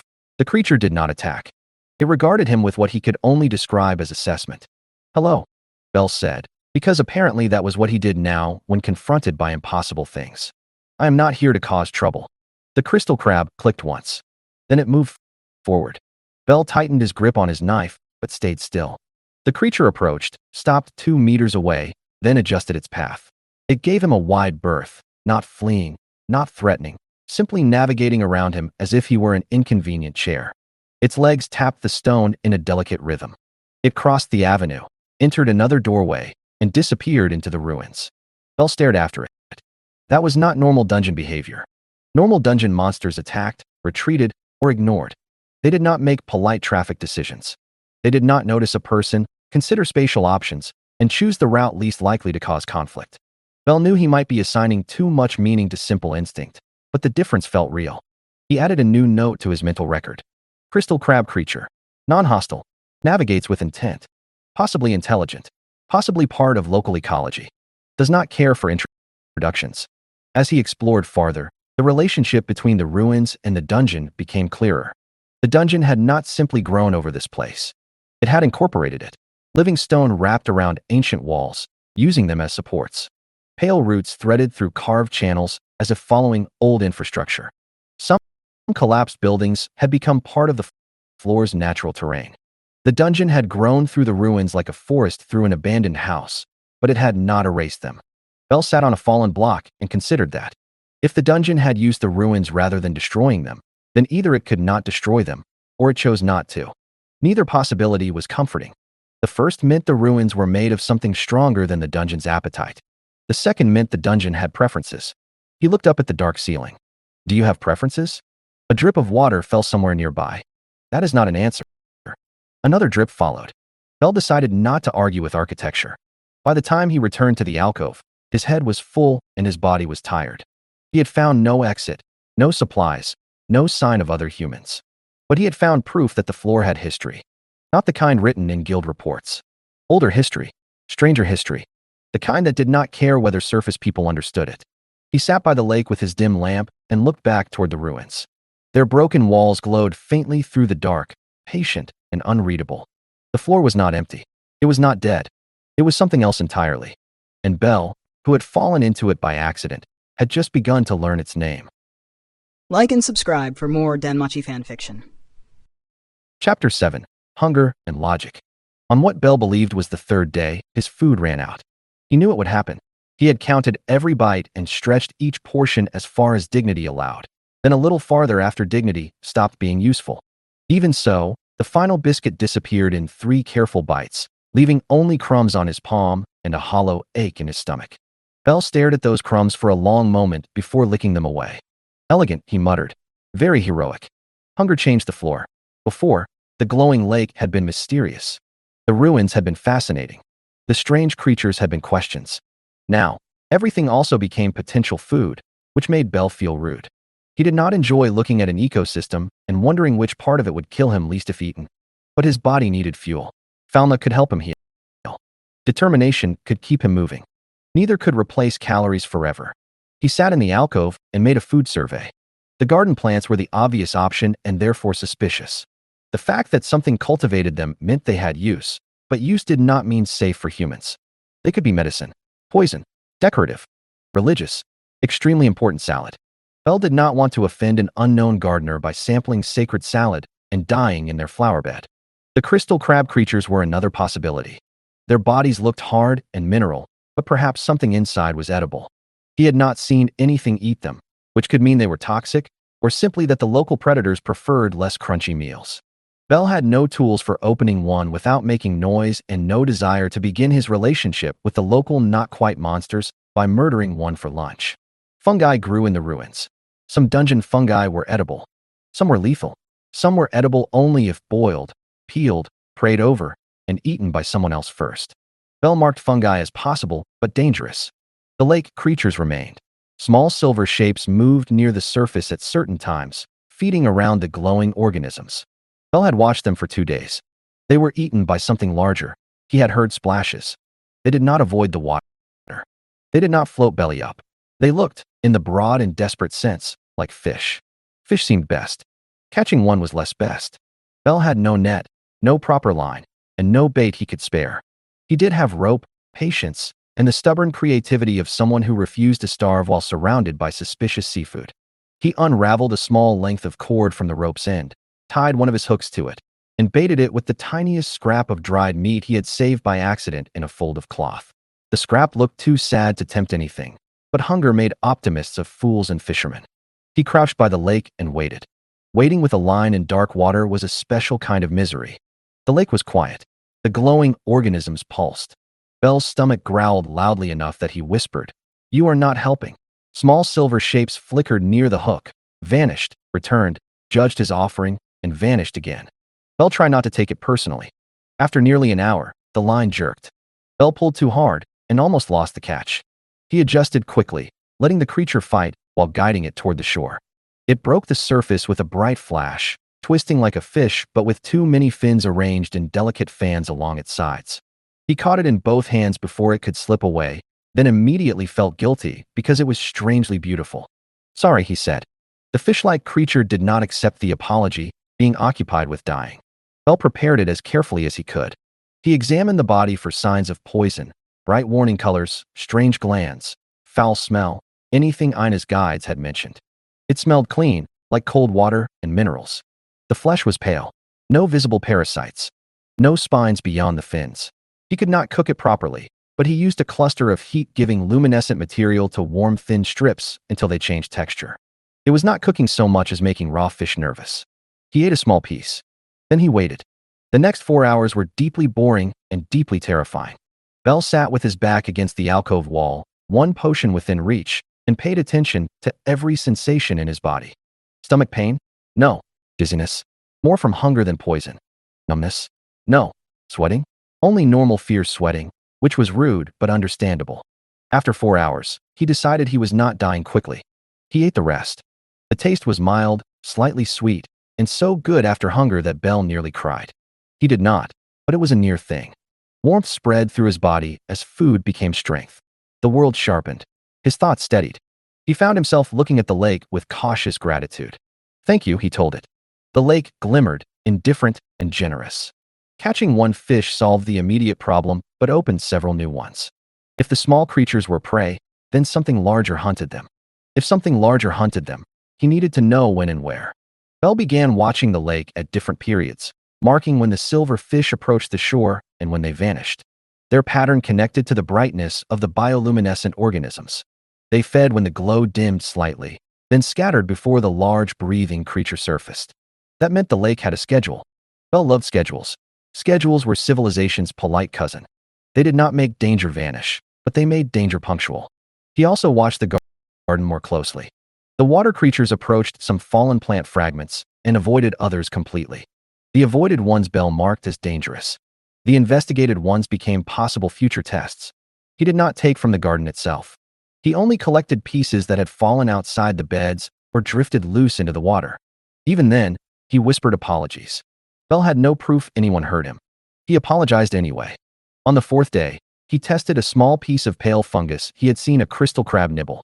First against his skin, then against his lip, then a tiny bite, then waiting. No sickness. He ate more the next day. It tasted like damp chalk pretending to be mushroom, but it filled his stomach enough to count as a friend. His life became smaller and more practical. Fish, water, light, rest. Watch the lake. Avoid the large breathing thing. Do not step in the garden. Do not bother the crystal crabs. Mark the ruins. Repair the shoulder strap. Stretch carefully so the bruised ribs did not stiffen. Speak aloud when the silence grew too large. Every task was humble. None looked like heroism. Yet each one kept him alive. That evening, Bell sat at the lake's edge, preparing another catch by blue-green light. He was thinner already. He could feel it in the way his belt sat, in the sharpness of his hunger, in the economy of his movements. But his thoughts were clear. His hands were steady. The floor had not become safe, but it had become legible in small places. He looked out over the water and saw the glow ripple across the surface like stars stirred by breath. Okay, Bell said softly. This time, the word was not only survival. It was progress. Like and subscribe for more DanMachi fanfiction. Chapter 8. The Rules Change. The first sound that did not belong came on the 4th day after the fall, or what Bell had decided to call the 4th day, because humans needed labels and the dungeon refused to provide clocks. He was checking the edge of the ruins for loose luminescent fragments when he heard it. A rhythm, soft at first, almost hidden beneath the lake's distant movement, then clearer as he stilled. Tap, tap, tap, tap, tap, tap, tap. It was not claw scraping, not water dripping, not stone settling. The rhythm had intention. It rose and fell in patterns that made Bell think of music heard from another room, when the melody could not be understood, but the structure remained. He crouched behind a broken wall and listened until he was sure of the direction. Deeper in the ruins. Of course, Bell whispered. The mysterious sound comes from deeper in the ruins. Naturally, very considerate. He considered not investigating. That would be sensible. Sensible people avoided strange music in ancient underground ruins. Unfortunately, not knowing what made the sound might be more dangerous than knowing. If it was a threat, he needed its pattern. If it was harmless, he needed to know that too. Ignorance saved energy in the short term and cost lives later. Bell dimmed his improvised lamp by wrapping it in another layer of cloth, checked the hunter marks near the lake, and moved toward the sound. The rhythm led him through a narrow avenue into a large chamber whose roof had collapsed in several places, leaving angular pillars of dungeon stone grown through the old architecture. Bell hid behind a waist-high wall and looked through a crack. Crystal crabs filled the chamber. 20, maybe 30 of them moved in coordinated lines across the floor. Their dark crystal shells caught the faint bioluminescent light and reflected it in thin shards of blue. Their legs tapped the stone in precise sequence, and the sound resonated through their bodies, producing the rhythm Bell had followed. It was not random. It was not a swarm. It was a procession. Bell watched, fascinated and deeply aware that fascination could get a person killed. The crystal crabs circled a central pattern carved into the floor. Some moved clockwise. Others crossed through the center at measured intervals. None collided. None hesitated. The rhythm changed as they shifted positions, becoming briefly harmonic before breaking apart into smaller patterns. It looked almost like ceremony. The chamber itself was cleaner than the surrounding ruins. Dungeon growth had not been removed, but shaped. Pale vines followed grooves in the floor. Glowing fungi grew in symmetrical clusters along the walls. Broken stones had been arranged aside rather than left where they fell. This place was tended, like the garden, though not in the same way. Bell felt a strange ache in his chest. Civilization was not only walls and language. Maybe it was also this, repeating patterns because they mattered, cleaning a shared space, moving around others without violence. He did not know if the crystal crabs thought of it that way. He did not know if they thought in any way he could understand. But the chamber felt less like a monster nest and more like a town square during a festival whose meaning had survived longer than its explanation. The procession lasted about 10 minutes. Then, without any signal Bell could detect, the crystal crabs dispersed. Some entered side passages. Some climbed walls with delicate precision. A few returned to the carved floor and began adjusting small fragments of stone, cleaning or maintaining the pattern. One moved toward Bell's hiding place. Not because it had seen him. Bell was certain of that. Its path was too steady, too ordinary. It was simply going where it always went, and Bell happened to be in the way. He had 4 seconds to decide. Running would make noise. Staying might force contact. Attacking was unthinkable and stupid in equal measure. Bell shifted sideways along the wall, moving 1 foot at a time, placing weight only where stone was clear. His shoulder brushed a hanging vine. He froze. The crystal crab continued. Bell slid into a narrow gap between 2 broken blocks just as it passed within 2 meters of him. The creature did not react. It moved through the space Bell had occupied moments before, tapped one leg against the wall, adjusted a small piece of crystal that had fallen from a ledge, and continued into a side corridor. Bell waited until the tapping faded. Then he let out a breath so slow it felt like pouring water. Rule update, he whispered. Do not block the crystal crab roads. They have appointments. He began the return journey with his mind full of new information. The crystal crabs had shared space. Repeated ritual or maintenance behavior. Non-hostile unless interfered with, probably. They cared for certain chambers. Their bodies produced harmonic sound when moving together. Bell would have loved to tell Ina. She would pretend to be stern while writing everything down twice. Halfway back to the lake, the floor changed again. Bell smelled it first. A faint sharp scent, like wet stone and old blood. Then the small creatures near the ruin edges went still. A ribbon of glowing plant life dimmed as if touched by shadow. Bell did not think.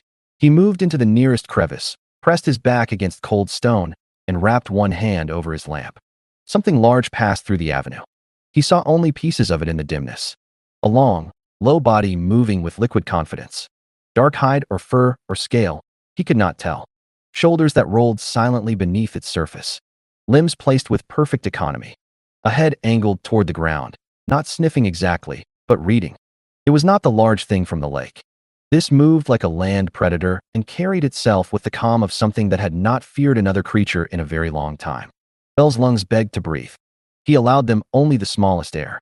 The predator paused near the procession chamber entrance. Its head turned slightly. For one horrible moment, Bell thought it looked directly at his crevice. Then a distant clicking sounded from another passage, and the predator moved on, vanishing between broken walls like a shadow poured into a new shape. Bell stayed where he was for a very long time. His legs began to ache. A drop of sweat ran down his temple despite the cool air. When he finally moved, he moved in the opposite direction from the predator and did not stop until he reached the lake. Back at camp, he sat with his map scratched into his pack lining and added a new territory in his mind. Hunter path. Avoid during dim light period. Apex predator. Unknown census. Catastrophic combat risk. Do not be brave near it. Bravery near it equals feeding it. He added another rule to the growing list. Rule 4, Bell said. There is an apex predator on this floor. Learn its patterns before anything else. Survival depends on never being in the wrong place at the wrong time. The lake lights pulsed softly. Somewhere in the ruins, the crystal crabs continued their delicate maintenance. Somewhere beyond them, the hunter moved through its territory with silent authority. Bell looked down at his rough markings and understood that the floor was not a puzzle with one answer. It was an ecosystem with many residents, many rules, and no interest in explaining itself to a lost boy with a dim lamp. He had survived 4 days. He had no idea how many more there would be. Like and subscribe for more DanMachi fanfiction. Chapter 9, Adaptation. By the end of the first week, Bell had become the sort of person who could identify danger by the way glowing moss dimmed. That seemed like a strange achievement. He imagined trying to explain it at the guild. Anna would ask for details. Wolf would ask if the moss could be turned into a weapon. Lily would ask how often the dimming occurred and whether it could be monetized. Hestia would listen with wide eyes and then demand to know why the moss had been allowed to frighten her Belle in the first place. The thought made him smile while he checked his fishing line. His days had become routines stitched together by caution. Wake. Physical check. Gear check. Listen. Drink treated water if necessary. Fish during the safe dimming period near the left shore, never the right. Avoid the lake when the deep breathing things surfaced. Collect only fallen luminescent fragments from outside the garden. Observe the crystal crab roads. Enter the ruins only during the brighter cycle. Return before the hunter's active period. Eat. Prepare. Map. Sleep. It was not a comfortable life, but it was a life. The hunter had a pattern now. Bell could not call it predictable, because calling an apex predator predictable felt like insulting fate, but it was patterned. It moved most often when the bioluminescence dimmed across the ruins, especially near the outer avenues and broken chambers. It avoided the garden. It passed near the crystal crab procession chamber, but never entered.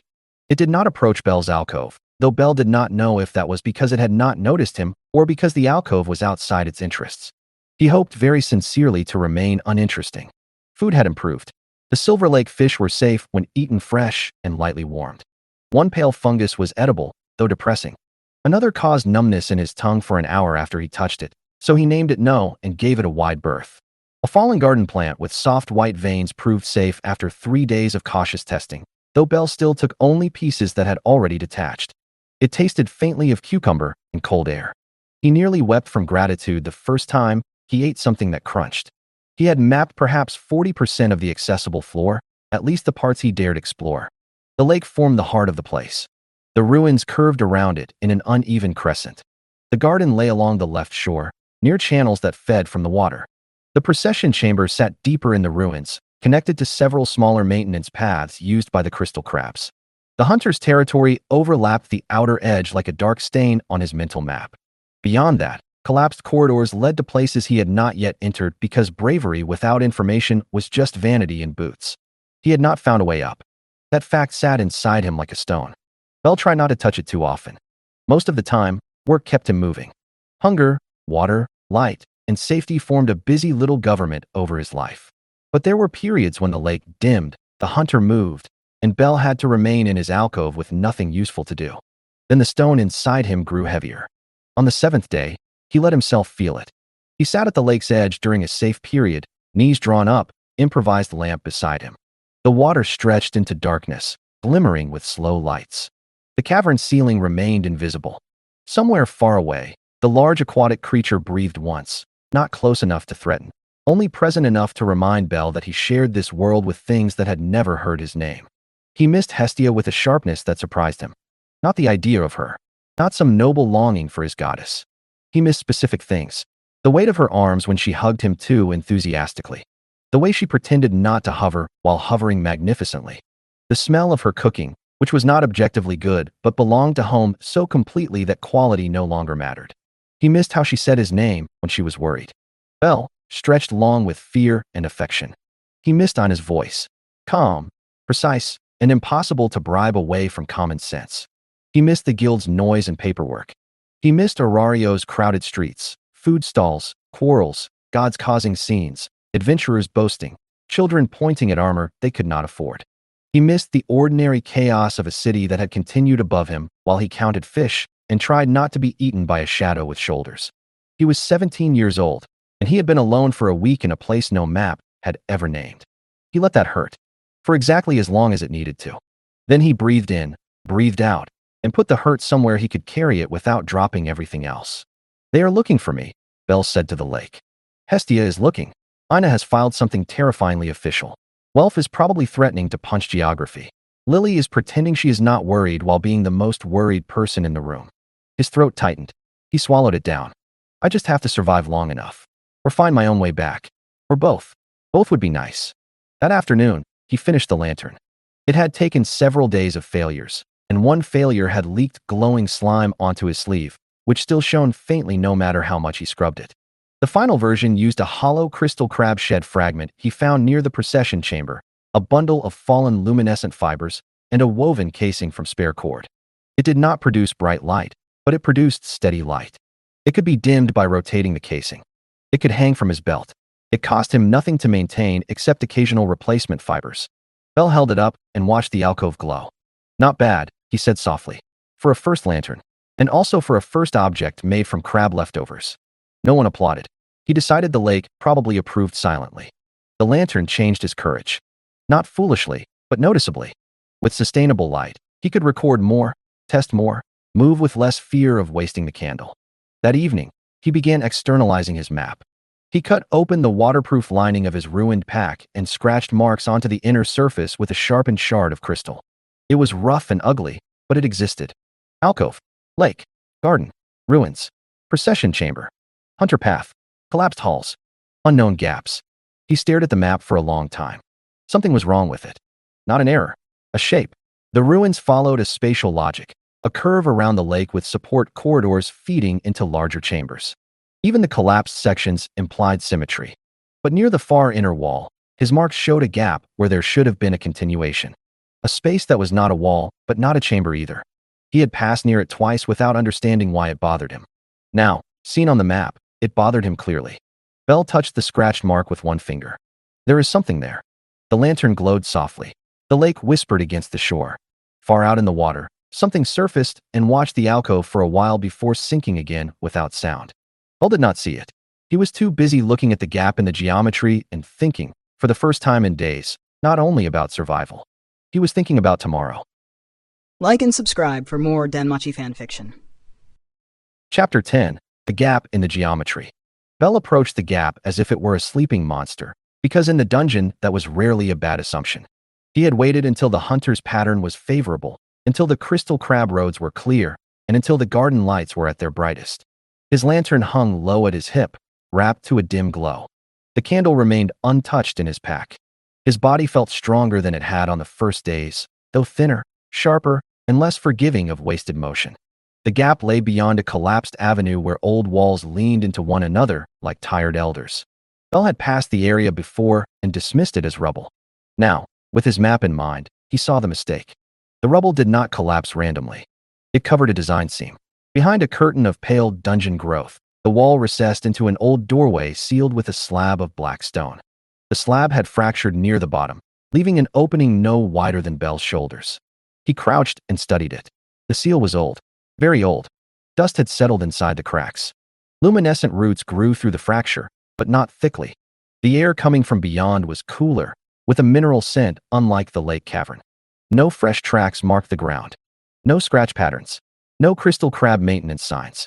Whatever lay beyond had been closed off from the floor's daily life.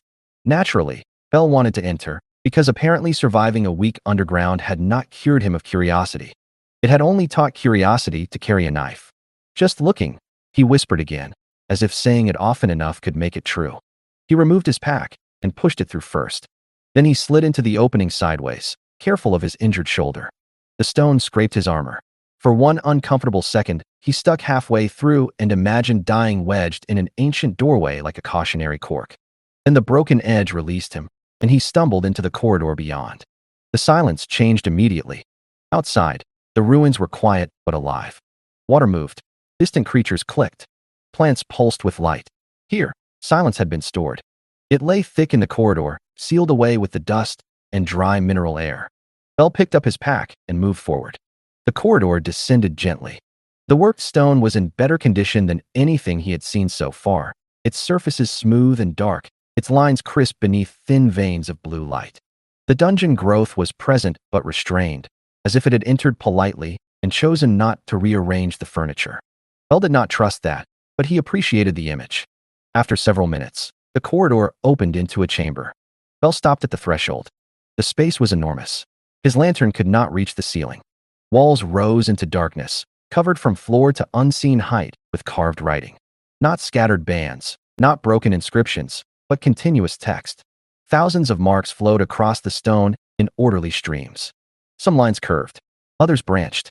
Certain symbols repeated in patterns that made Bell's eyes ache with the sense that meaning existed just beyond his reach. At the center of the chamber stood a structure. Belle had no word for it. It was not a throne, though it held authority. It was not an altar, though it inspired reverence. It was not a machine, though parts of it seemed designed to move. Crystals, stone rings, suspended geometric frames, and pieces of a pale, unknown material interlocked in a three-dimensional arrangement. Some parts floated without visible support. Others connected through hair-thin lines of light. The whole structure formed a shape too complex to understand at once. Belle approached slowly. The closer he came, the more certain he became that it was a map. Not a surface map. Not the kind Ina used with neat floor outlines and warning marks. This was spatial in every direction, layered and nested, showing relationships rather than simple distances. Belle circled it carefully, eyes moving from one cluster to another. There were broad rings that might represent floors. Branching pathways, vertical shafts, dense knots where many routes crossed. Empty pockets where nothing connected. Some sections glowed faintly. Others were dark. Then he saw something that made his heartbeat stumble. A cluster shaped like a vast lake, surrounded by ruins. His floor. He was not completely sure. He could not be completely sure. But the arrangement matched too well. The lake. The crescent of structures. The sealed corridor. The chamber where he now stood, represented by a small point near the inner curve. Belle stared at the map, wonder and fear rising together. If this was his floor, then the structure around it was not only a local map. It showed other floors. Many other floors. Far more than any guild document he had seen. His hand lifted before his caution caught up. He touched the point that might represent the lake. The map woke. Light spread through the crystals like dawn moving through ice. Not sudden, not violent. A gentle brightening, as if the structure had been waiting and was pleased to be asked a question. Rings shifted, lines adjusted. Several dark sections flickered briefly and settled. The chamber walls answered with a soft pulse, thousands of carved marks glowing in sequence. Belle took 3 careful steps back. "Okay," he said, though his voice had become very small again. That was not nothing. Behind the largest stone ring, something moved. Belle froze. The movement was slow, deliberate, and too large to belong to a crystal crab.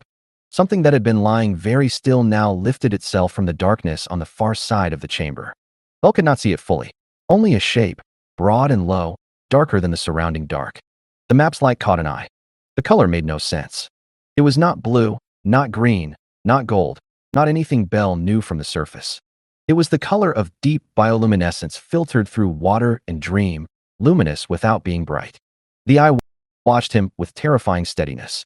Belle drew the Hestia knife. Not high, not threatening, just present. His lantern hung at his hip. The map glowed behind him. The doorway waited at his back. Something came toward him from the chamber's far side. Belle planted his feet, every lesson from the past week gathering inside him. Do not assume hostility. Do not assume safety. Observe first. Conclude later. Survive always. The creature stepped into the light. Everything about the floor changed. Like and subscribe for more DanMachi fanfiction. Chapter 11. Sable. The creature emerged slowly enough to give Belle time to be afraid in detail. It was larger than he was by a comfortable margin, built low and powerful, with a body that suggested several familiar animals without becoming any of them. Its surface looked dark, but not simply black. More like deep water under a starless sky, or stone made soft by shadow. In some places it seemed furred. In others, scaled. When it moved, those impressions shifted, and Belle realized his eyes were trying to solve a shape they had no category for. Its limbs were long, jointed for silence and sudden strength. Its head was narrow but not predatory in any simple way. No slavering jaws. No mindless hunger. Its eyes held the impossible color Belle had seen from the dark, reflective and steady. It stopped 3 meters away from him. Belle did not move. The creature did not attack. The glowing map hummed softly between them, though Belle could not tell whether the sound was real or something his nerves invented to be helpful. Then the creature spoke. Not in words Belle knew. Not in growls either. It produced a sequence of layered sounds, low and resonant, with pauses that felt deliberate. There was rhythm in it. Repetition. Variation. The rise of a question. The weight of a statement. It was language. Belle did not understand a single piece of it, but he knew the difference between a roar and speech. This was speech. He listened until it stopped. Interrupting an unknown intelligent creature seemed rude and suicidal. When silence returned, Belle lowered his knife a fraction. "I do not understand you," he said carefully in common. "But I am listening. I am not hostile. I touched the map by accident, and I am sorry if that was wrong." The creature's head tilted. For one long moment. It was so still that Belle wondered if it had understood nothing. Then it made a sound unlike the first sequence. Softer. Wider somehow. The closest Belle could imagine was the sound a question might make if it were too large to fit inside words. Yes, Belle said, though he did not know what he was answering. Probably. The creature moved to the side. Belle turned with it, slow enough not to look like an attack. The creature circled him, not stalking, but studying. Its eyes moved over his armor, his pack, the knife, the lantern, his face. Belle tracked it without advancing or retreating. His legs wanted to run. His mind, to its credit, pointed out that running from something this graceful would simply turn his death into exercise. The creature stopped near the map. Belle stopped turning. The creature looked at the structure, then at Belle's hand, then at the point he had touched. Map, Belle said, pointing gently but not touching. I think. The creature made a sound. Belle repeated, map. Another sound. Not the same. Maybe correction. Maybe disagreement. Maybe it had just called him an idiot in a very old language. Belle accepted all possibilities. They remained like that for nearly 20 minutes, negotiating presence without sharing meaning. The creature took one step. Belle stayed still. Belle shifted his weight because his left leg began to cramp. The creature watched but did not react. The creature lowered its head toward his lantern, nostrils, or something like them flaring slightly. Belle held very still and hoped it did not consider the lantern a snack. Eventually, the creature sat. Not crouched. Not prepared to spring. Sat, with the calm of something that had decided immediate violence was unnecessary. Belle stared. Then, because he could not think of anything better and his legs were grateful for the suggestion, he sat too. They sat on opposite sides of the glowing map chamber, two beings with no shared language and very strong reasons not to trust each other. Belle's knife rested across his knees, still visible but no longer raised. The creature watched him. He watched it. The map's light moved gently over the carved walls. After a while, Belle tried something. He reached for his pack, very slowly. The creature's eyes followed the movement. Belle stopped, waited, then continued when it did not tense. He removed a small piece of edible fungus, one he had dried near the warm stones. It was not a grand offering. It was barely food. But it was something he had, and offering food was one of the oldest languages he knew. He placed the fungus on the floor between them and withdrew his hand. The creature looked at the fungus, then at Belle, then at the fungus again. It extended one limb with slow, matching deliberation. Its appendage ended in flexible digits or tendrils. Belle could not quite tell. It stopped just short of touching the food and looked at him again. Belle nodded. The creature touched the fungus, lifted it, examined it from several angles, then set it carefully aside. Not rejected, not eaten, acknowledged. The gesture said, with impossible clarity, I understand this is an offering. I do not consume this. I recognize the intention. Belle let out a breath he had been holding. That is fair, he said. It tastes terrible anyway. The creature made a short sound. Belle blinked. It was not laughter. He was almost certain, but it had a shape near amusement, or curiosity at amusement, or maybe a polite request for him to stop discussing fungus.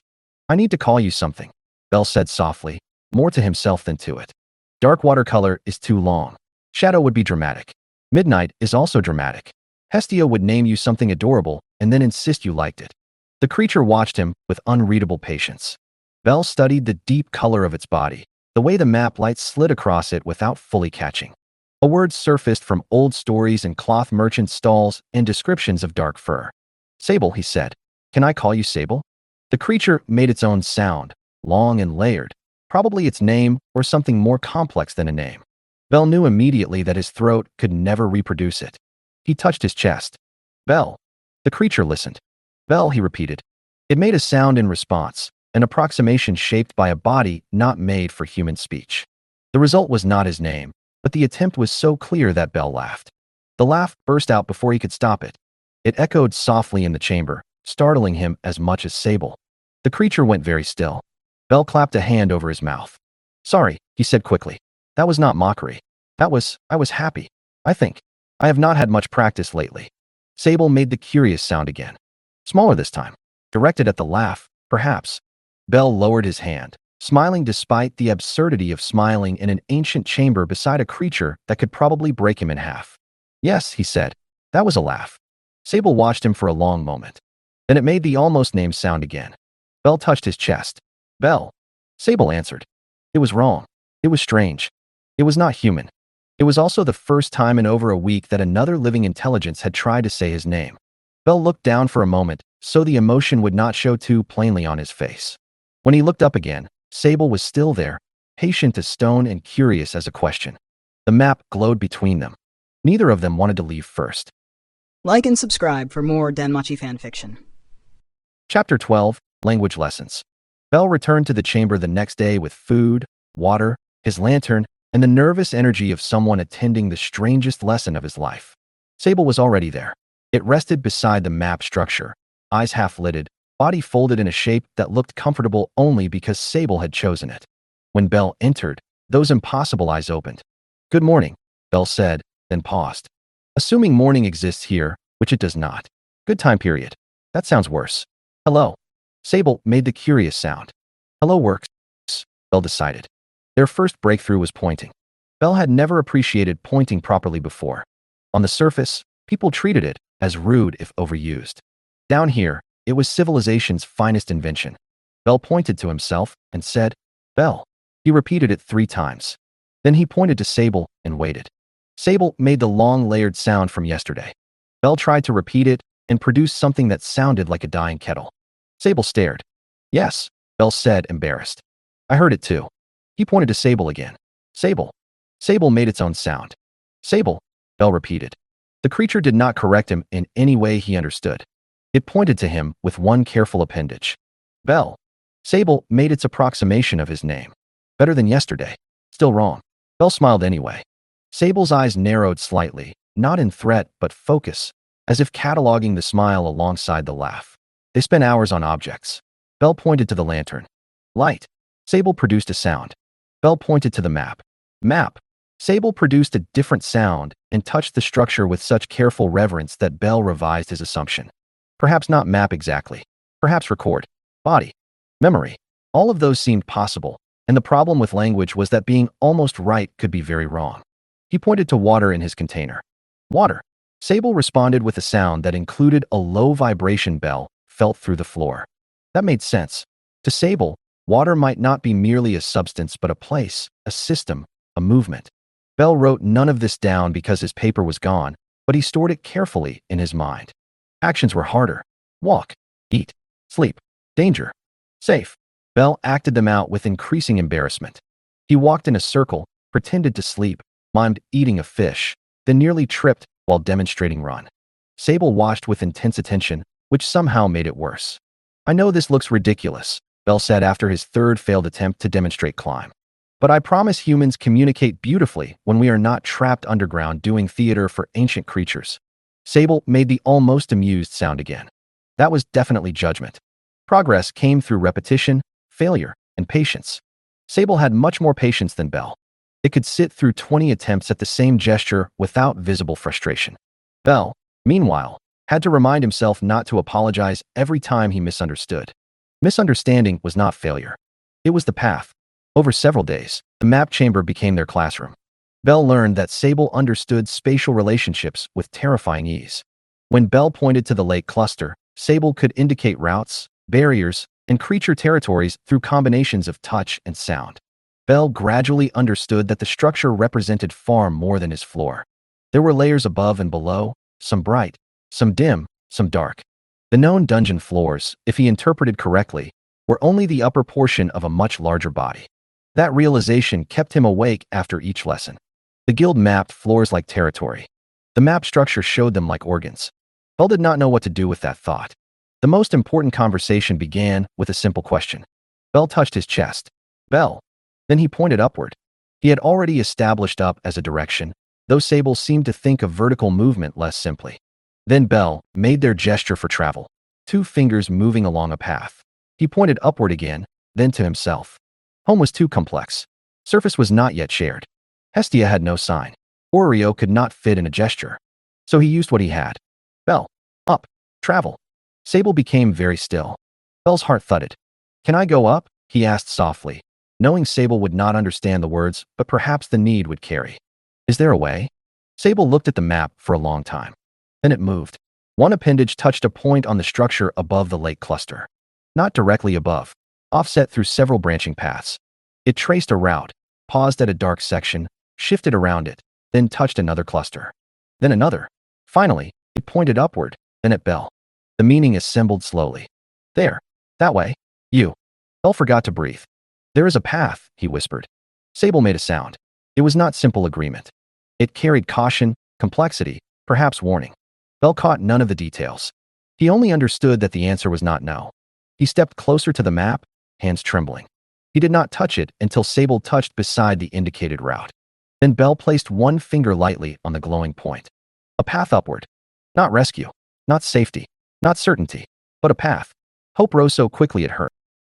Belle wanted to laugh again. He wanted to cry. He wanted to run for the passage immediately, which proved he was not currently qualified to make decisions. Sable watched him process with quiet attention. Belle swallowed and forced his hand away from the map. Not now, he said. Not without understanding. He pointed to the route again, then made the gesture for danger. That one they had established early. It involved Belle pointing to his bruise, then to the hunter territory, then shaking his head very firmly. Sable had accepted it. Sable answered at length. Belle understood perhaps a third. The route existed. It was dangerous. The floors above this one were not like the lake floor.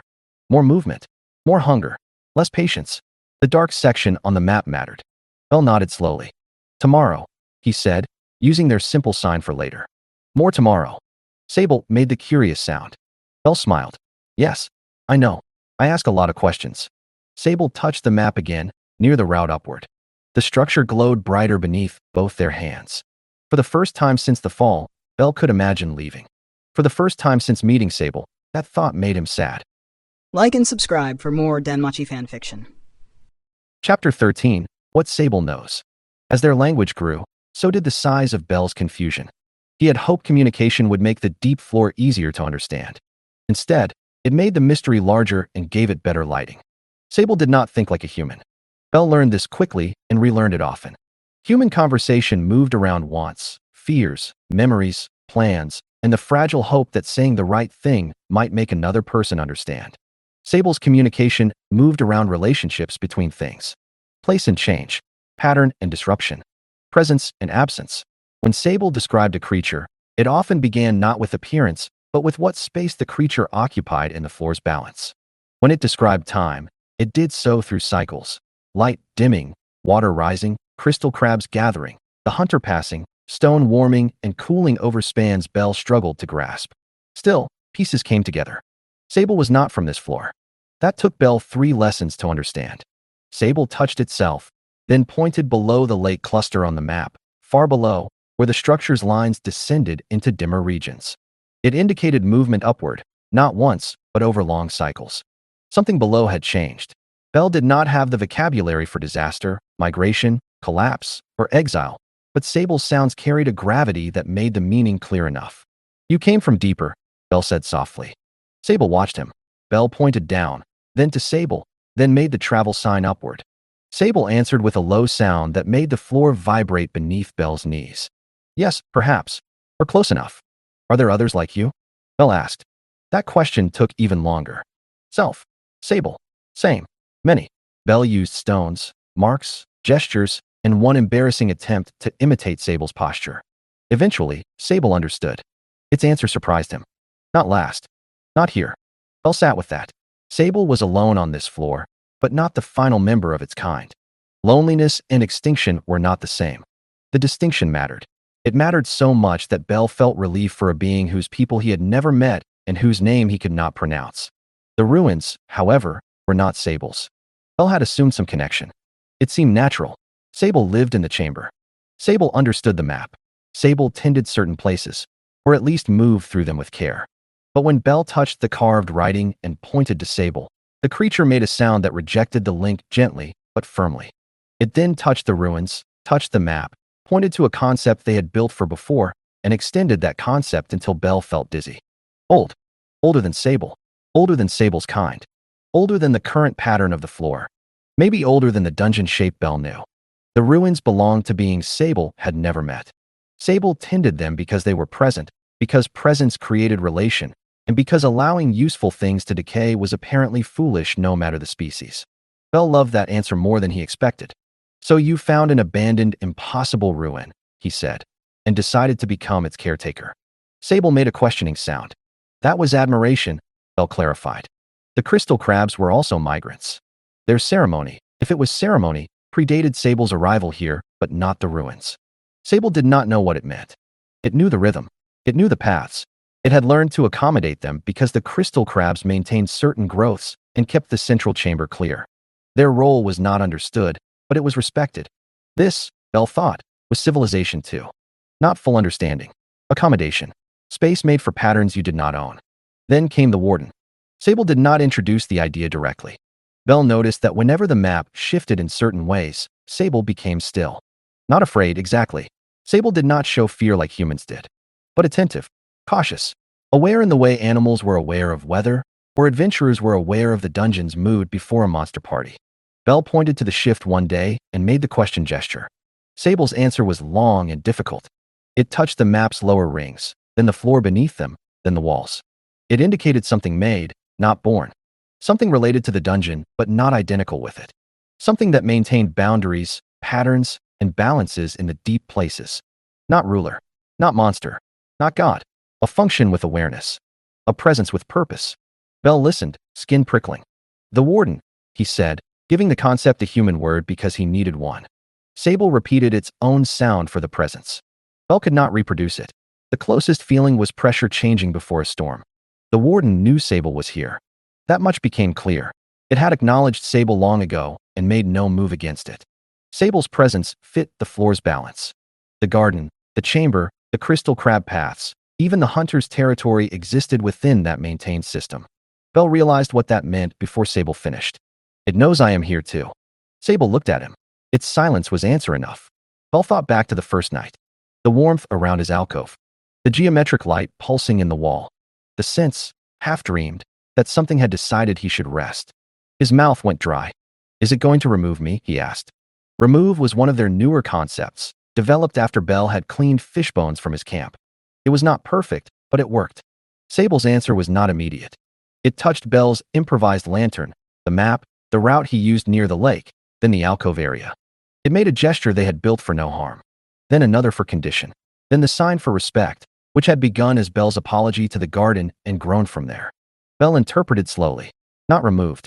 Not if he respected the floor's balance. Not if he remained as he had been. Polite lost adventurer, he murmured. That is my official ecological role. Sable made the almost amused sound. Despite the humor, the knowledge weighed on him. Bell had thought survival meant avoiding monsters and finding food. Now survival also meant being assessed by an ancient maintenance presence created by the dungeon itself. The scale of his situation stretched until he felt very small indeed. So he asked the next necessary question. He pointed to the route upward, then to himself, then danger. If I go up, he said softly, what will I face? Sable's response lasted a long time. Bell understood enough to grow quiet. The floors between this one and the lowest map territory were not empty. They were not like the lake floor, with its layered balance and careful residence. They were transition spaces, hungry spaces, places the dungeon used to separate the deep living systems from the upper world of adventurers and monsters. The creatures there would not negotiate presence. They would not accept offerings. They would not care that Bell apologized when he killed things. They would attack, and Bell would have to climb through them. That night, Bell returned to the alcove with too much knowledge and not enough food. He sat beside the lake and watched the lights drift. The path home existed.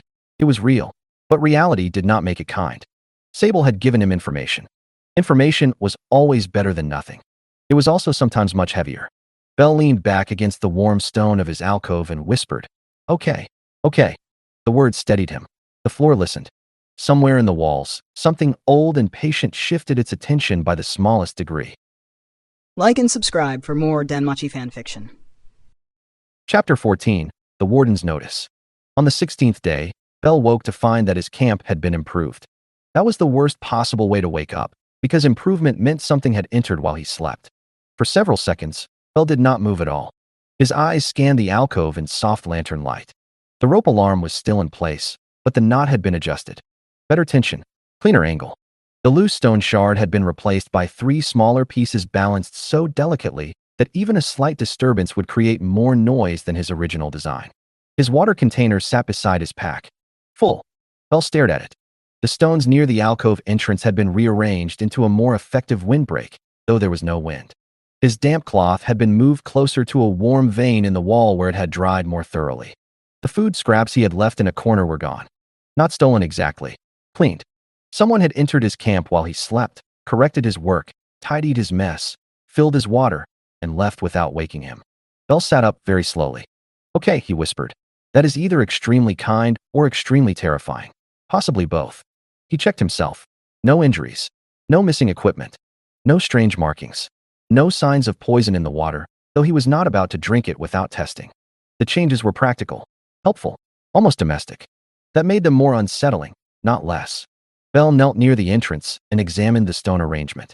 Whoever had moved them understood weight, sound, and his purpose. It had not replaced his alarm with something incomprehensible. It had improved what he was trying to do. That implied observation. It had watched him build the first version. It had understood intent. His mouth felt dry. He looked at the wall. The faint geometric veins there glowed softly, no brighter than usual. Thank you, Bell said. The air changed. Not dramatically. No voice thundered through the cavern. No spirit appeared. No divine radiance descended. The temperature in the alcove adjusted by a fraction, settling into exactly the level of warmth Bell preferred after waking. The luminescent veins near the entrance brightened just enough to make the space easier to see. The water in the container gave off the faintest mineral scent, cleaner than lake water. Small things. Impossible things. Bell's skin prickled. Hello, he said carefully, feeling ridiculous and entirely sincere. I am Bell. Bell Cranel. I fell here accidentally. I am trying to find my way back up. I am not trying to damage anything. I am trying very hard not to damage anything, actually. If I did, I am sorry. The floor settled into stillness. Not empty stillness. Acknowledgement. Bell remained kneeling for a while, because standing too quickly seemed rude. When he told Sable, the creature was not surprised. That irritated him a little. You could have warned me that the floor might redecorate my bedroom. Sable made a sequence of sounds that Bell understood partly through tone and partly through gestures. It touched the map, then the floor, then Bell, then made the sign for inevitable. Not fate in the dramatic sense. More like the way water found lower ground. Given enough time, proximity, and non-threatening behavior, the warden would acknowledge him. Bell crossed his arms. I am glad everyone knew this except me. Very welcoming. Sable seemed curious about the crossed arms, so Bell uncrossed them before it became a lesson. He asked what the warden wanted. The question itself was clumsy. One had been difficult to establish because Sable did not seem to frame desire like humans did. It had preferences, aversions, purposes, and curiosities, but one as Bell understood it belonged to hunger, longing, dreams, and gods who wanted their children home. Sable answered with care. The warden did not want. It maintained. Bell was now included in what it maintained, not as owner, prisoner, or guest, but as a living element within the floor's balance. He had been assessed. He had not damaged the garden. He had not disrupted the crystal crabs. He avoided the hunter rather than challenging it. He harvested lightly, cleaned his camp, and returned what he could. Bell translated slowly. It decided I am not a problem. Sable made a small confirming sound. What does that mean for me? Sable looked at him for a long moment. Then it made a gesture Bell had never seen before. One appendage touched the floor, then indicated the alcove, the lake, the garden, the chamber, and finally Bell. The gesture closed into a shape that felt like shelter. Bell understood all at once. Safe. Not rescued. Not free. Not home. Safe. He sat very still. Safety was not what he had expected to find at the bottom of the impossible. The first days had been fear, hunger, darkness, and desperate math. He had thought of the floor as a problem to solve long enough to escape. But sometime between the first fish and the first lesson with Sable, between the garden rules and the lantern, the floor had become a place. A dangerous place, yes, but one with patterns, residents, and now some form of recognition. He was safe here, if he remained respectful. The thought nearly broke him. Because safe was not the same as home. Safe did not mean Hestia could stop worrying. Safe did not mean Ina could close the search file.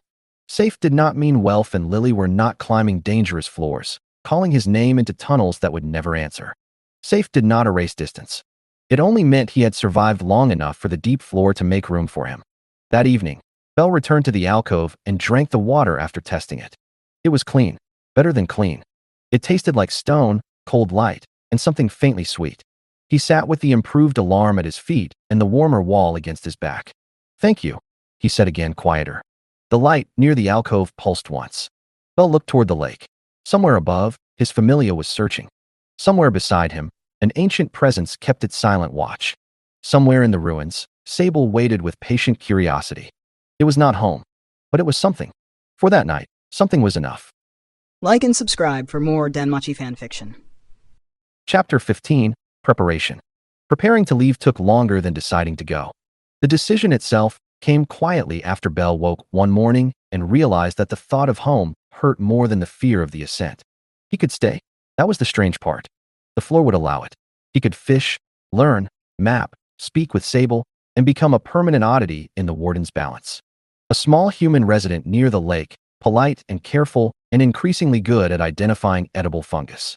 The idea was not horrible. That frightened him. So Belle chose to go. He and Sable spent 3 days planning. The map structure became a battlefield table, classroom, and argument partner all at once.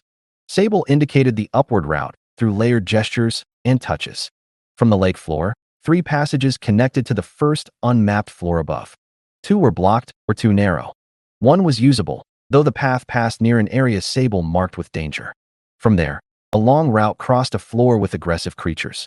Then another ascent led to a floor in active change, where stones shifted and grew. Above that lay the edge of mapped territory, though Sable's knowledge grew less certain there. 3 to 5 days, Belle said, doing the math aloud. If everything goes well, which it will not, because that would be suspicious. Sable watched him. That was humor. Mostly. Food was the greatest problem. Belle could carry enough fish and dried fungus for 2 days if he packed carefully. More than that would spoil or slow him. Sable solved part of the problem by revealing a storage hollow near the chamber, filled with things it had collected over time. Belle had no idea why Sable collected objects. When he asked, Sable's answer suggested that useful things remained useful even before their use was known. Belle stood before the collection in awe. There were lengths of flexible fiber stronger than rope. Smooth containers made from worked crystal, dried plant sheets that Sable indicated were edible to humans after what Belle hoped was a correct interpretation, and fragments of luminous crystal that retained light without needing fresh plant matter. There were also objects Belle could not name. Curved plates, hollow rods, small stones that vibrated when placed near the map, and a sphere that made him feel watched. "You have a treasure room," Belle said. Sable made a sound. "A practical accumulation of unassigned resources? Fine. Treasure room is shorter." The new container was light, waterproof, and far stronger than his damaged pack. Belle transferred his supplies into it with reverent care. He kept the old pack lining map folded inside. He added rope fiber, food, 2 potions, the candle, the striker, the lantern, luminous crystal fragments, bandages, hooks, and a small shard from the map chamber floor that Sable gave him after touching it to the structure. The shard glowed softly when held near certain paths. Belle did not fully understand it. He accepted it anyway. The hardest preparation was not equipment. It was goodbye. Belle noticed himself delaying. One more route review. One more check of the lantern. One more question about the first floor's creatures. One more attempt to learn the gesture for gratitude properly. Sable allowed every delay with patient attention, which made it worse. If Sable had pushed him away, leaving would have been simpler. Instead, it understood that he did not want to go and did not mistake that for a reason to stay. On the final day, Belle tried to communicate the feeling. He pointed to himself, then to the chamber, the lake, Sable. He made the sign for want, then the sign for stay. Then he pointed upward and made the sign for must. Sable listened. Then it answered with the sign for understanding. After that, it made a gesture Belle had come to associate with rightness. Not moral rightness exactly, more like a pattern completing in the direction it needed to complete. "You think I should go?" Belle said. Sable touched the map, route upward. Belle nodded. His throat felt tight. "Will you be all right here?" That question took effort, but Sable understood. Its answer was simple and vast. It indicated itself, the floor, the lake, the chamber, the warden, the long cycles. Alone, yes. Wrong, no. Belle had changed the pattern briefly. That did not make the older pattern broken. Belle looked away. "Humans are not very good at that," he said. "Being alone without making it a tragedy." Sable made the curious sound. "No, I cannot explain it better." Before he left, Sable led him to a section of carved writing on the chamber wall. Belle had studied it before and understood none of it. Sable touched one mark, then another, then made its approximation of Belle's name. The sound had improved.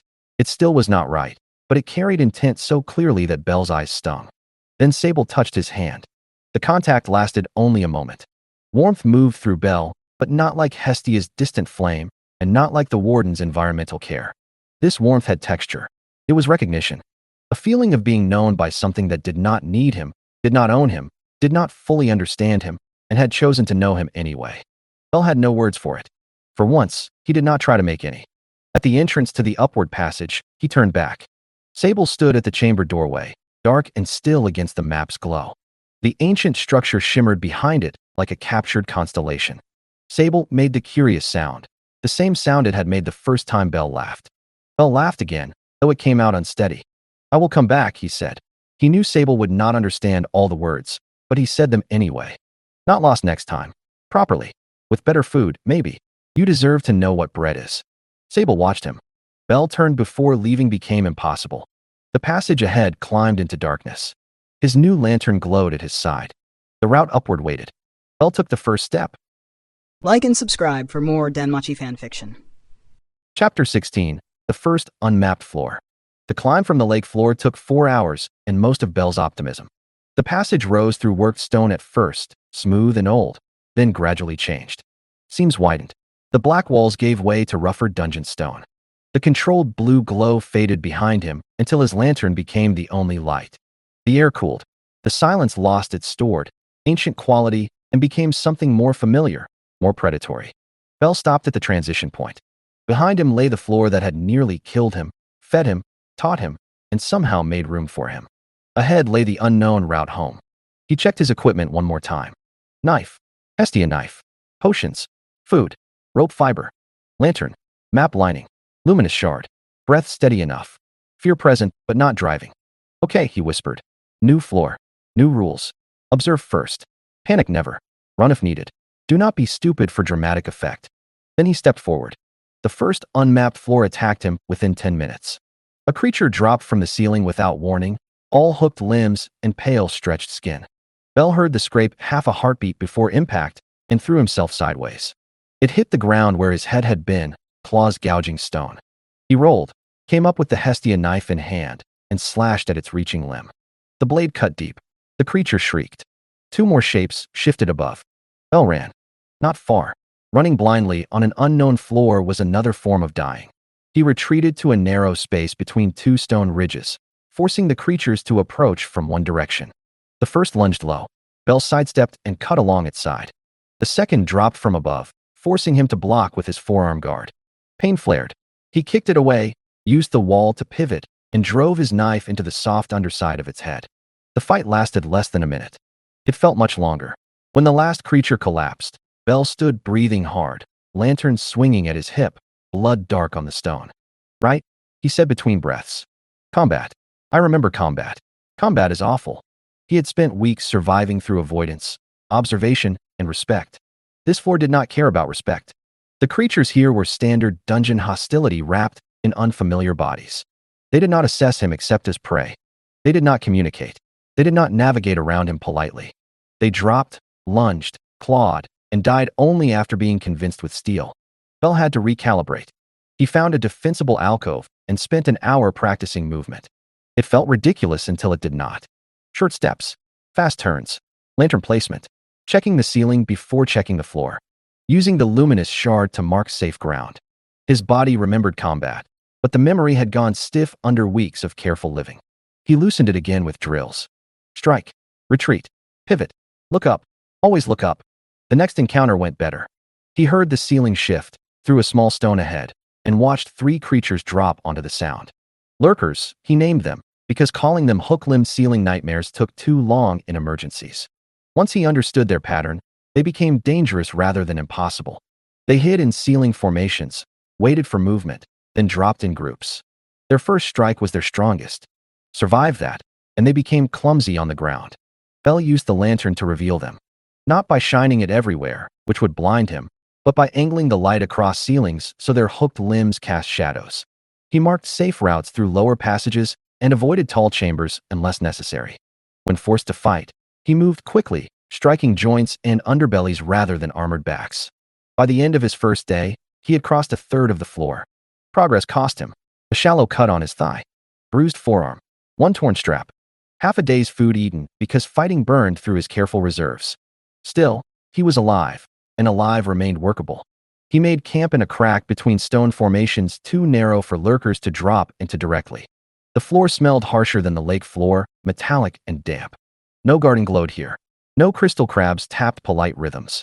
No warden adjusted the temperature for his comfort. The lantern's light looked lonely against the rough walls. Bell missed Sable already. The thought surprised him, then made him smile. 3 weeks, he whispered, settling against the wall. 3 weeks, and an impossible deep-floor creature is someone I miss. Hestia is going to have questions. He ate, cleaned his cuts, and added notes to the pack lining. Lurkers. Ceiling ambush. Vulnerable underside. Avoid tall chambers. Light at low angle. Safe crack near first ridge. No water found yet. No edible food confirmed. Before sleeping, he reached inward for Hestia's warmth. It felt stronger than it had on the lake floor, though still distant. Or maybe he only wanted it to be stronger because he was moving upward. Either way, the small warmth answered his attention. Bell closed his eyes. The floor above him was still unknown. The map dungeon remained far away. But today he had climbed. Today he had fought. Today he had proven that the person shaped by the deep floor could survive somewhere that did not want to know him. His ribs hurt again. He noted this, found it rude, and slept. Like and subscribe for more DanMachi fanfiction. Chapter 17, The Second Floor. Bell crossed the rest of the first unmapped floor on the second day with the focused efficiency of someone who had already paid the entrance fee in blood. The lurkers were still dangerous, but danger with a pattern could be managed. He walked with his lantern angled upward, light sliding across the ceiling to reveal hooked shadows before they moved. He threw stones into suspicious chambers. He chose low tunnels over open spaces whenever possible. Twice, he avoided ambushes completely. Once, he fought and won before the second creature hit the ground. Learning worked. That should not have felt like a revelation. Bell had always believed in learning. Ina practically worshipped preparation. But surviving the deep floor had carved the lesson deeper. Strength mattered. Speed mattered. Fauna mattered. Yet knowledge turned terror into tasks. The floor that had nearly killed him yesterday became navigable today because he had listened to it. By what he judged as late cycle, he found the passage upward. It was hidden behind a formation that looked like a collapsed wall until the luminous shard Sable had given him warmed faintly in his palm. Bell stopped, turned, and saw the gap between two ridges. A narrow climb rose beyond it, rougher than the passage from the lake floor, but clearly leading upward. He touched the shard. You are very useful. I am sorry I do not understand you. The shard glowed softly, offering no opinion.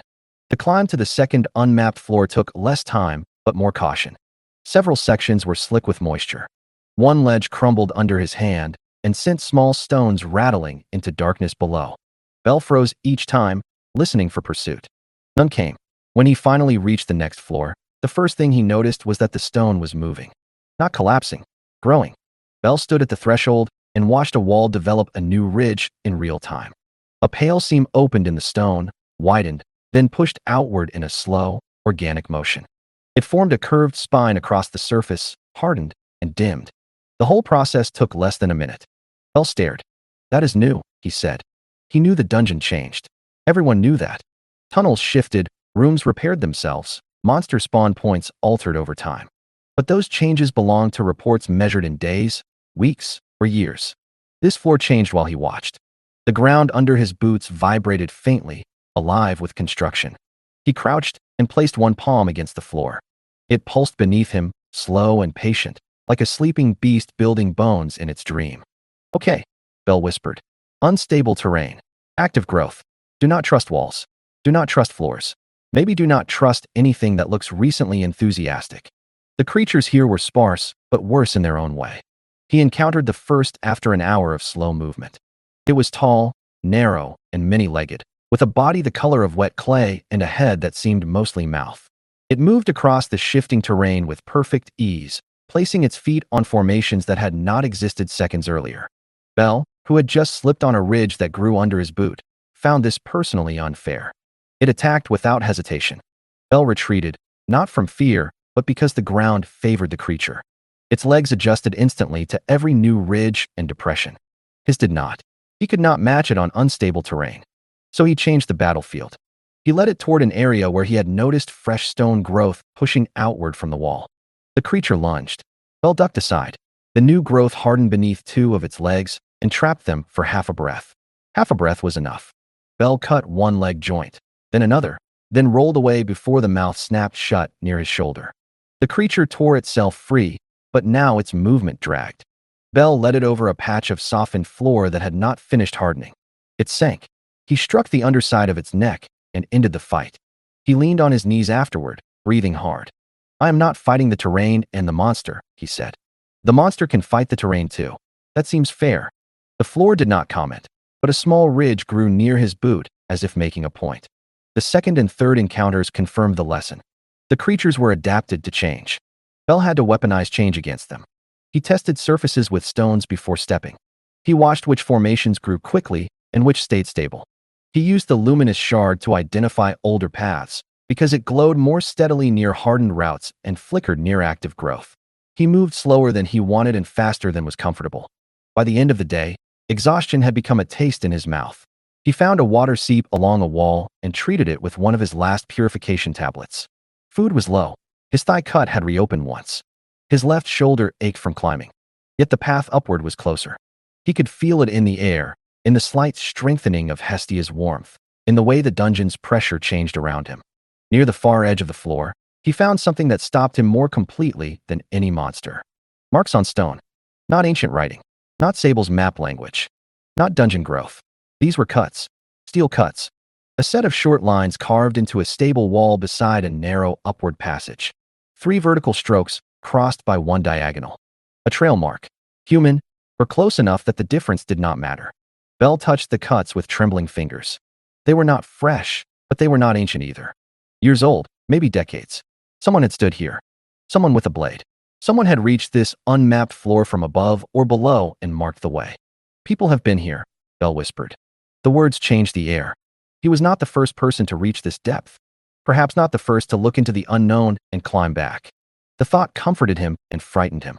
If someone came this far, why was this route not on guild maps? Did they die before reporting it? Did they report it and get ignored? Did someone decide the knowledge was too dangerous? Bell did not have answers. He had a mark and a path. He added the cuts to his map lining, copying them carefully. Then he looked up the passage. Known territory waited somewhere above. Not safe territory, but known. Bell tightened his pack straps and began climbing. Behind him, the growing floor shifted, sealing one of the footprints he had left in soft stone. Like and subscribe for more DanMachi fanfiction. Chapter 18. The Edge of the Map. Bell knew floor 37 from reports long before he saw it. Ina had made him study lower floor documentation with the kind of seriousness usually reserved for legal contracts and poisonous mushrooms. He had never expected to stand there. Floor 37 belonged to elite parties, desperate rescues, and stories told by adventurers who laughed too loudly afterward. It was the edge of the official map, the place where the guild's certainty thinned. When Bell stepped out of the upward passage and saw the jagged formations described in those reports, recognition struck him so hard he had to put one hand against the wall. He had reached known territory. Not home, not safety, not even close, but known. The floor opened before him in vast broken chambers, rough stone ridges, and long corridors that matched the shape of diagrams he had memorized. Monster cries echoed in the distance. Real dungeon monster cries, familiar in their hostility, documented in their habits. Bell almost laughed from relief, then heard movement ahead and remembered that floor 37 was not a place that rewarded emotional moments. He moved. The first monster he encountered should have terrified him. It was larger than any creature he had fought on the upper middle floors, with heavy limbs and a skull plated in bone. Bell recognized it from guild sketches. Dangerous, aggressive, vulnerable at the side joint beneath the front armor ridge. He stepped aside before its charge fully committed, cut the joint, used its momentum to send it crashing into a wall, then finished it before it could rise. Only afterward did he realize how easy it had felt. He stared at the fallen monster, breathing hard but not panicked. 3 weeks ago, a fight like that would have consumed him. He would have rushed, overcommit, relied on speed without fully reading the creature's weight. Now he saw angles sooner, heard shifts faster, felt the room around the enemy rather than only the enemy itself. The deep floor had taught him to listen to spaces. The unmapped floors had taught him to trust information quickly. Bell wiped his blade clean. "I am different," he said quietly. The words did not feel triumphant, only true. He began the ascent through known floors with ruthless focus. Floor 37 to 36, then 35. He avoided unnecessary fights, but when monsters blocked him, he handled them with a precision that startled even him. His body was tired. His supplies were low. Yet his awareness had widened. He noticed monster pressure before seeing monsters. He chose routes by airflow, sound, and terrain wear. He rested in places that looked uncomfortable but defensible. He stopped thinking of the dungeon as a path and began treating it as a living arrangement of habits. On floor 35, he found the pack. At first, he thought it belonged to another adventurer. It lay near a wall, deliberately placed rather than dropped. Its strap looped around a stone projection to keep it visible. Bell approached carefully, checking for traps, monsters, and the cruel possibility of hope. Then his lantern caught the emblem. Hestia Familia. His knees nearly failed. It was his spare pack, the one that had torn loose during the fall. Someone had found it. Someone had carried it down this far. Someone had left it where he might see it if he came upward. Bell picked it up with both hands. For a moment, he was back in the little home above. Hestia fussing over whether he had packed enough food. Lily reorganizing everything because his arrangement offended her. Welf joking that Bell carried too many emergency items and then adding one more knife when no one looked. They had been here. They were looking. Bell pressed the pack against his chest and bowed his head. He did not cry. Not quite. The deep floor had given him practice at holding things carefully inside himself until he could afford to let them out. "Thank you," he whispered. Then he did what survival demanded. He opened the pack and took inventory. Dried food, 2 potions, a small note wrapped in oilcloth. Bell's fingers shook as he unfolded it. "Bell, if you find this, we are searching below floor 28. Do not do anything reckless. That means you. Lily." Beneath it, in larger, Messier handwriting. "Kid, if you read this, keep climbing. We are not leaving. Welf." At the bottom, a line had been added in Hestia's handwriting, the letters uneven as if written through tears. "Bell, I am here. Come back to me." The warmth in his chest flared. Bell closed his eyes and held the note until his breathing steadied. Then he packed the supplies, secured both bags as best he could, and stood. He had food again. He had proof. He had a direction not only upward but toward people who loved him loudly enough to leave notes in the dark. Bell moved faster. Floor 34 blurred into floor 33. He did not become careless. Hope could be as dangerous as fear if allowed to grab the reins. But his steps lengthened. His focus sharpened. When monsters appeared, he dealt with them and moved on. The surface was still far away, but he no longer climbed toward an idea. He climbed toward voices. Like and subscribe for more DanMachi fanfiction. Chapter 19. The Search Party. Bell heard them before he saw them. Not monsters. Not the dungeon's wet, grinding life. Steel. Voices. The rhythm of organized combat. A command shouted, a smaller voice answering, a heavy blade striking something with a sound Bell knew in his bones. Welf. Bell stopped in the corridor, one hand against the wall. For a moment, he could not move.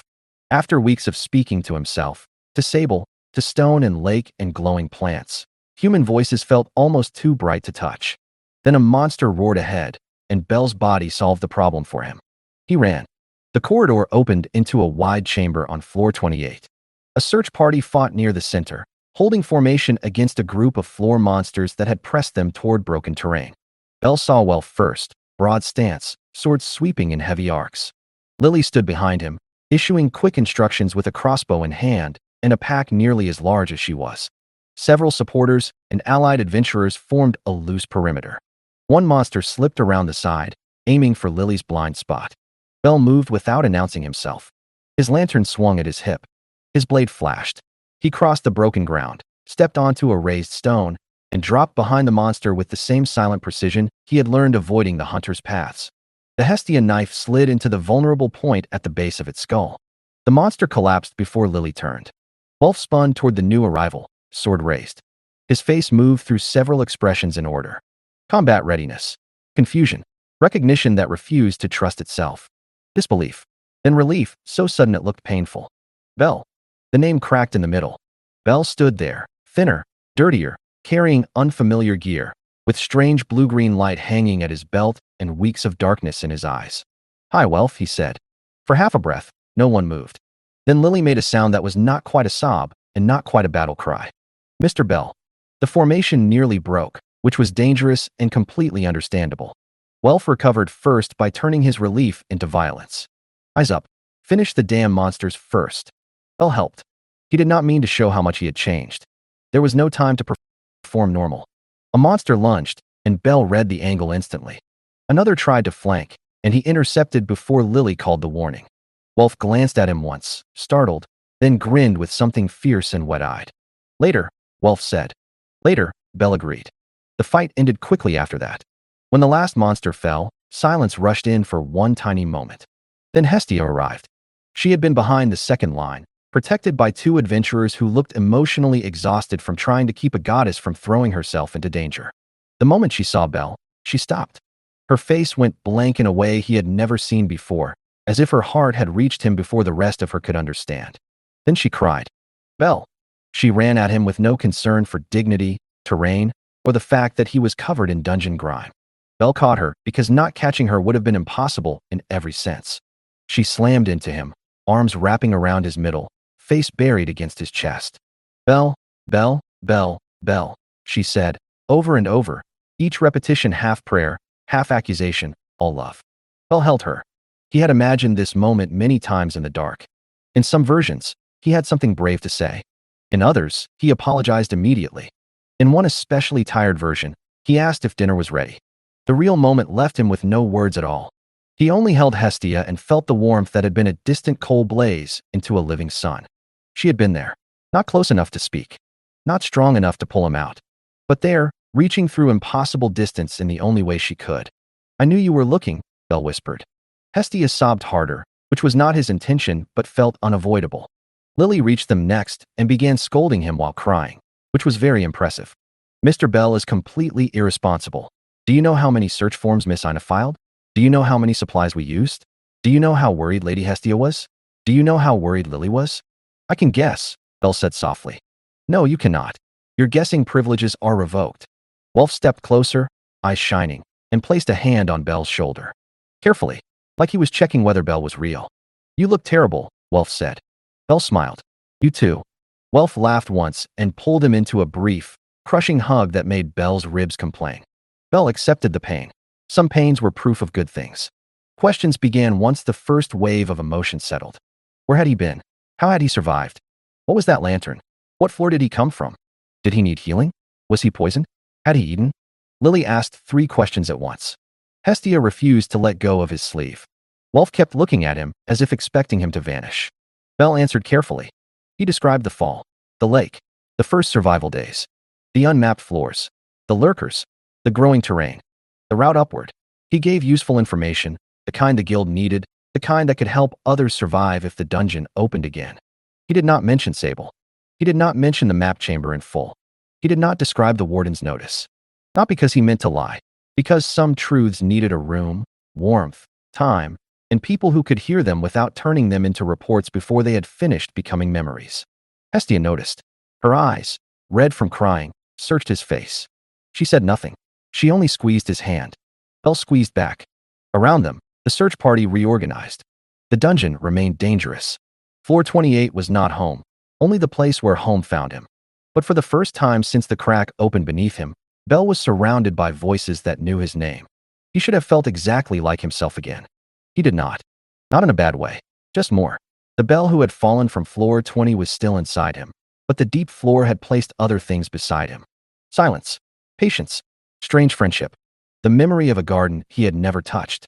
A map of the dungeon glowing like a secret constellation. Hestia looked up at him, still holding on. Bell smiled down at her and thought, I cannot wait to tell you everything. When I am ready.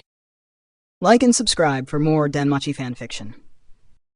Chapter 20, The Long Climb. The climb from floor 28 to floor 18 should have felt easy after everything Bell had survived. It did not. Known danger was still danger, and now the danger came with people to protect, questions to answer, and Hestia refusing to let him out of her sight for more than 3 seconds. Bell appreciated the concern. He also nearly tripped twice because she kept grabbing his sleeve at emotional intervals. Goddess, he said gently after the second time. I need that arm for balance. I need that bell for living. Hestia snapped, eyes still red. So we both have needs. Wolf coughed into his fist. Lily pretended not to smile. Bell surrendered because there were battles even the deep floor had not prepared him to win. The group moved carefully. Search parties were slower than lone adventurers, especially with a deity present, but they were safer in other ways. They had supplies, healing, formation discipline, and enough people to watch multiple angles. Bell should have relaxed. Instead, his awareness kept stretching too wide. He noticed every side passage, every ceiling crack, every shift in monster sound. The middle floors felt loud after the deep. Crowded. Almost messy. When monsters attacked, Belle moved before thinking. The first time, a creature emerged from a side tunnel during a narrow crossing. Lily saw it and began to call a warning, but Belle had already shifted. He stepped into the angle it needed, cut across its forward limb, and used the body as a barrier against the second monster behind it. Welf finished the second with a heavy strike, then turned to Belle with raised eyebrows. When did you learn that? Belle blinked. Learn what? That. Welf gestured vaguely at the dead monsters. The footwork. The angle. You made it trip over its friend. Belle looked at the bodies, then at the corridor. Down there, I had to think more. It was true. It was also not enough. Welf seemed to understand both parts. Yeah, he said quietly. I can see that. Lily watched Belle more closely after that. She noticed the lantern, the new pack, the way he paused before entering spaces, and seemed to listen to the walls. She noticed that he ate slowly but with intense focus, as if food had become a serious responsibility. She noticed that he apologized under his breath after killing a monster that hesitated for a fraction of a second before attacking. She did not ask. Not yet. During a quiet stretch between floors, Hestia walked beside Belle.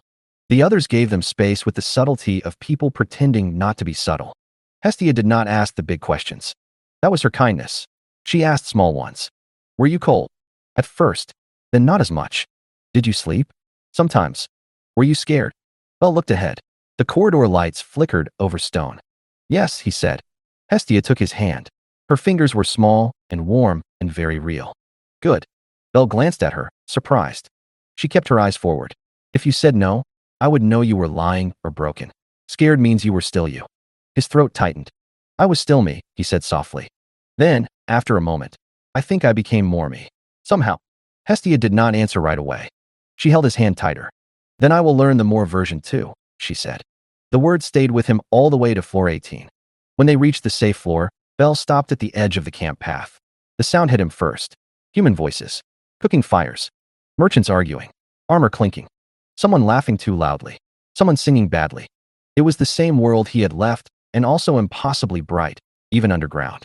The smell of food turned his stomach with hunger and memory. The blue-white crystals shone like festival lamps. Wolf caught his elbow when Belle swayed. Okay. Belle considered the question seriously. The old answer would have been automatic. Yes, fine, no problem. The deep floor had taught him not to lie to himself for comfort. Yes, he said at last. Just. A lot. Welf nodded as if that explained everything. Yeah. They made camp near a fire. Lily cooked with fierce determination and threatened anyone who suggested Belle could eat later. Hestia sat pressed against his side like a guardian cat. Belle accepted a bowl of hot food and had to pause after the first bite. It tasted like salt, oil, vegetables, and being found. After eating, he took out the pack lining map. The others grew quiet as he unfolded it. Scratched lines, symbols, route marks, notes made with crystal point and stubborn hope. He added the ascent from the unmapped floors, marking transition points and known hazards. Lurker floor, growing floor, steel marks, floor 37 entry. Pack location, search party contact on floor 28. At the bottom, below the lowest section, he drew a line. Beneath it, he wrote 2 words. Still there. Lily leaned closer. What is still there? Belle folded the lining carefully. Something important. Wolf studied him. Hestia watched his face, not the map. Will you tell us? She asked. Belle looked toward the darker passages leading downward. Somewhere far below, Sable moved through the chamber. The garden glowed. The warden maintained its old quiet balance. Yes, he said, but not here. Hestia accepted that. Lily did not like it but accepted it with visible effort. Wolf only nodded. That night, Belle slept near the fire surrounded by familiar breathing. The safe floor's noise wrapped around him like a blanket. For the first time in weeks, he did not wake to check whether the world had changed around him. Deep below, part of him still stood at the shore of a glowing lake. But here, beside his familia, the rest of him finally rested. Like and subscribe for more DanMachi fanfiction. Chapter 21, Orario. Daylight struck Belle like a physical thing. He stepped out of the dungeon entrance beneath Babel, and the sun poured over him with such force that he stopped on the steps. It was not painful exactly.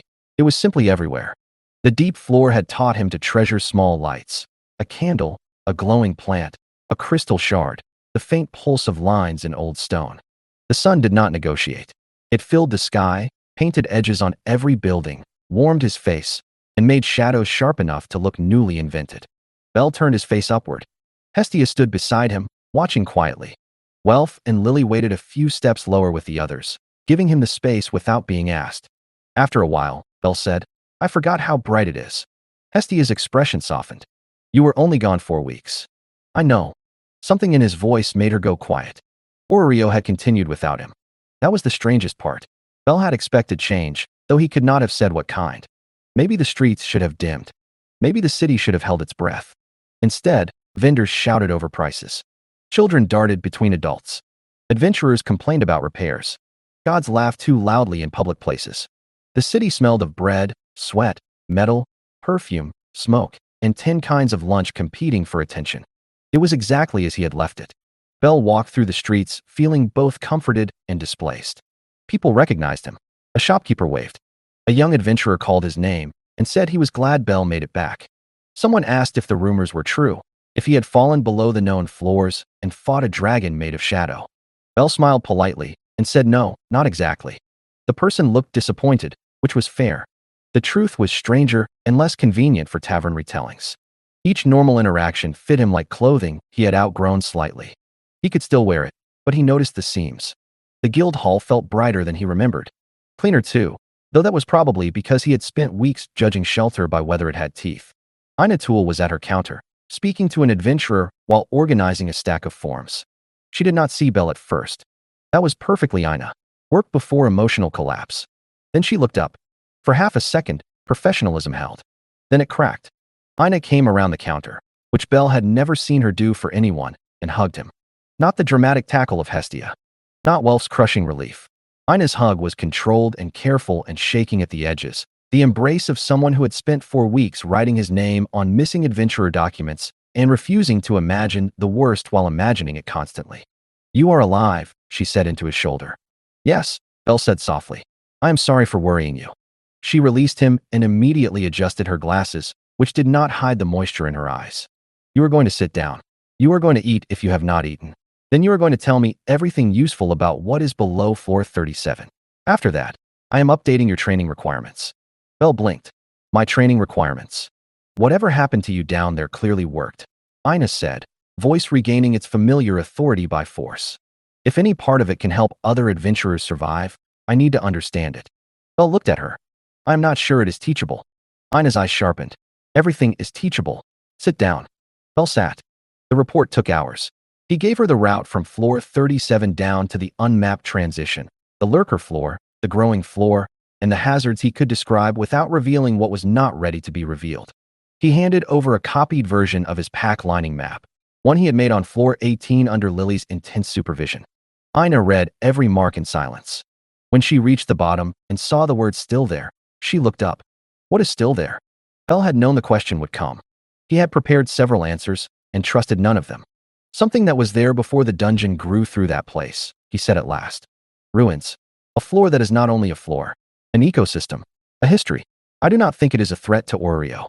I think it has been left alone because it belongs to a balance we do not understand yet." Ina's face remained calm, but her fingers tightened on the paper. Should the guild be concerned? Bell thought of Sable touching his hand. The garden. The crystal crab procession. The warden warming his alcove. The map showing the dungeon like a body with secrets for bones. "Yes," he said, surprising himself. "But not because it is hostile. Because if people go there treating it like a resource or a conquest, they may break something they do not even know how to see." Ina studied him for a long moment. "You really are different," she said quietly. Bell smiled faintly. "Everyone keeps saying that. Everyone is correct. Annoying, but correct." That made him laugh, and Ina looked relieved by the sound. When Bell left the guild, afternoon light had softened into gold. Orario moved around him, ordinary and impossible. He passed Babel and stopped near the dungeon entrance. Adventurers flowed in and out, laughing, arguing, hurrying toward danger with maps in their packs and confidence in their steps. Somewhere below, beyond known floors and unknown ones, Sable waited in the map chamber. The crystal crabs tended their paths. The lake lights pulsed. The warden maintained the deep. Bell looked at the entrance for a long time. Then, very quietly, he said, "I will figure out how to come back." The city did not answer. Far below, in a lake no sunlight touched, something surfaced briefly, watched the dark shore, and sank again. Like and subscribe for more DanMachi fanfiction. Chapter 22. Changed. Home looked smaller than Belle remembered. Not because it had changed, but because he had carried too much vastness back with him. The Hestia Familia home still had the same narrow kitchen, the same slightly uneven table, the same shelf where Hestia kept cups she insisted were arranged perfectly despite all evidence. A blanket lay folded over one chair. Belle's spare tunic hung where he had left it. The ordinary details struck him harder than the sunlight. Hestia made tea badly. She moved around the kitchen with fierce concentration, measuring leaves incorrectly and pretending she knew exactly what she was doing. Belle sat at the table and watched steam rise from the cups. Neither of them spoke for a while. They had spoken plenty since his return, but most of it had been surrounded by others. Reports, meals, reassurances. Hestia scolding him for standing too quickly. Lily scolding him for eating too little. Welf scolding him for letting Lily scold him alone. This quiet was different. Hestia placed a cup in front of him and sat close, not across the room, not even properly across the table. Close enough that their knees almost touched. Her eyes were still tired. Belle realized she had probably slept badly for weeks, if she slept at all. What did you find? She asked. Not what happened. Not where were you. Not what should we report. The real question. Belle wrapped his hands around the warm cup.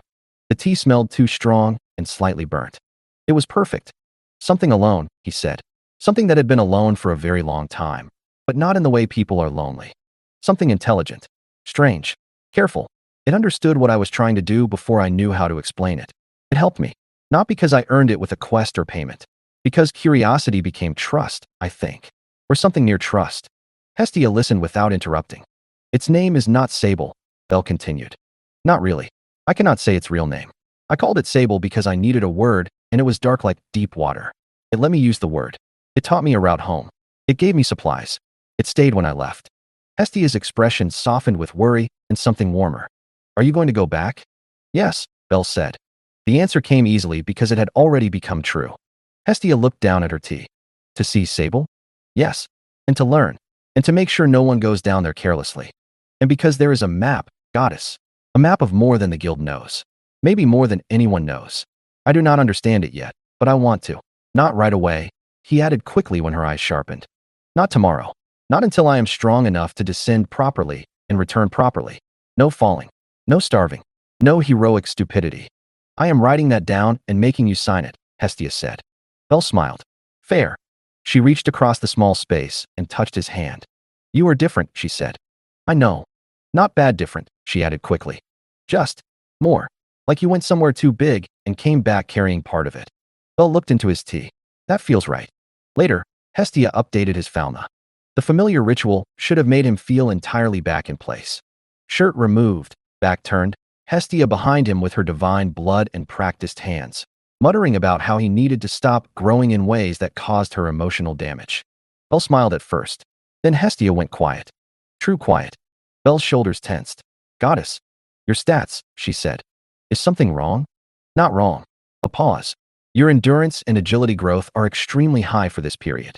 Your dexterity too. But there is something else. Belle waited. A new skill, Hestia said. Her voice had changed, soft with awe and unease. Environmental resonance.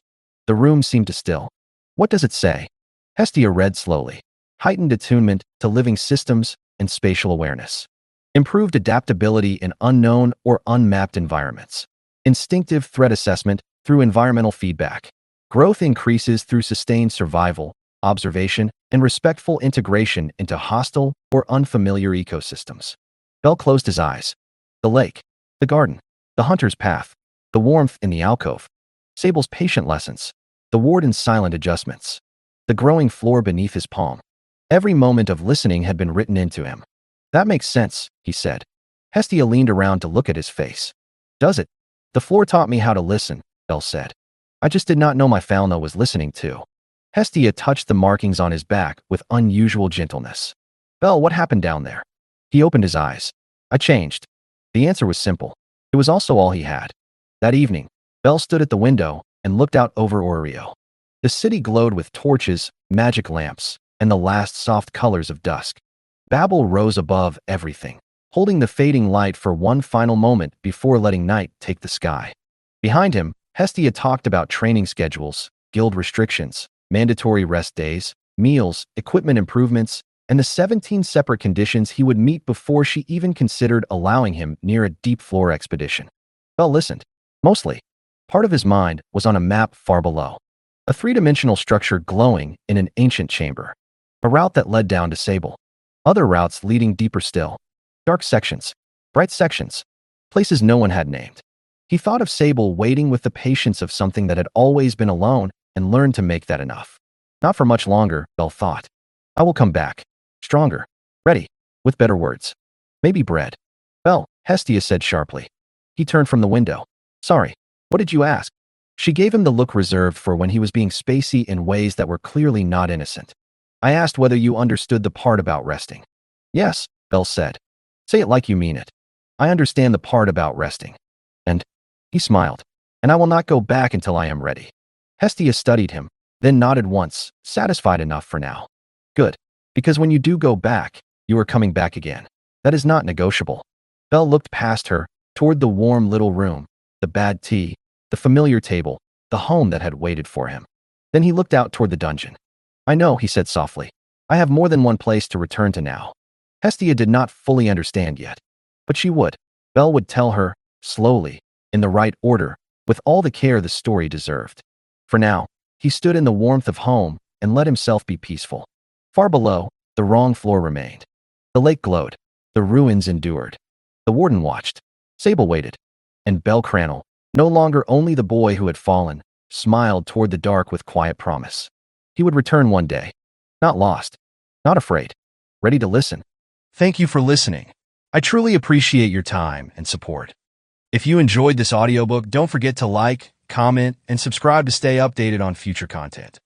Your support means the world to me and helps keep this channel going strong. Until next time, take care, stay awesome,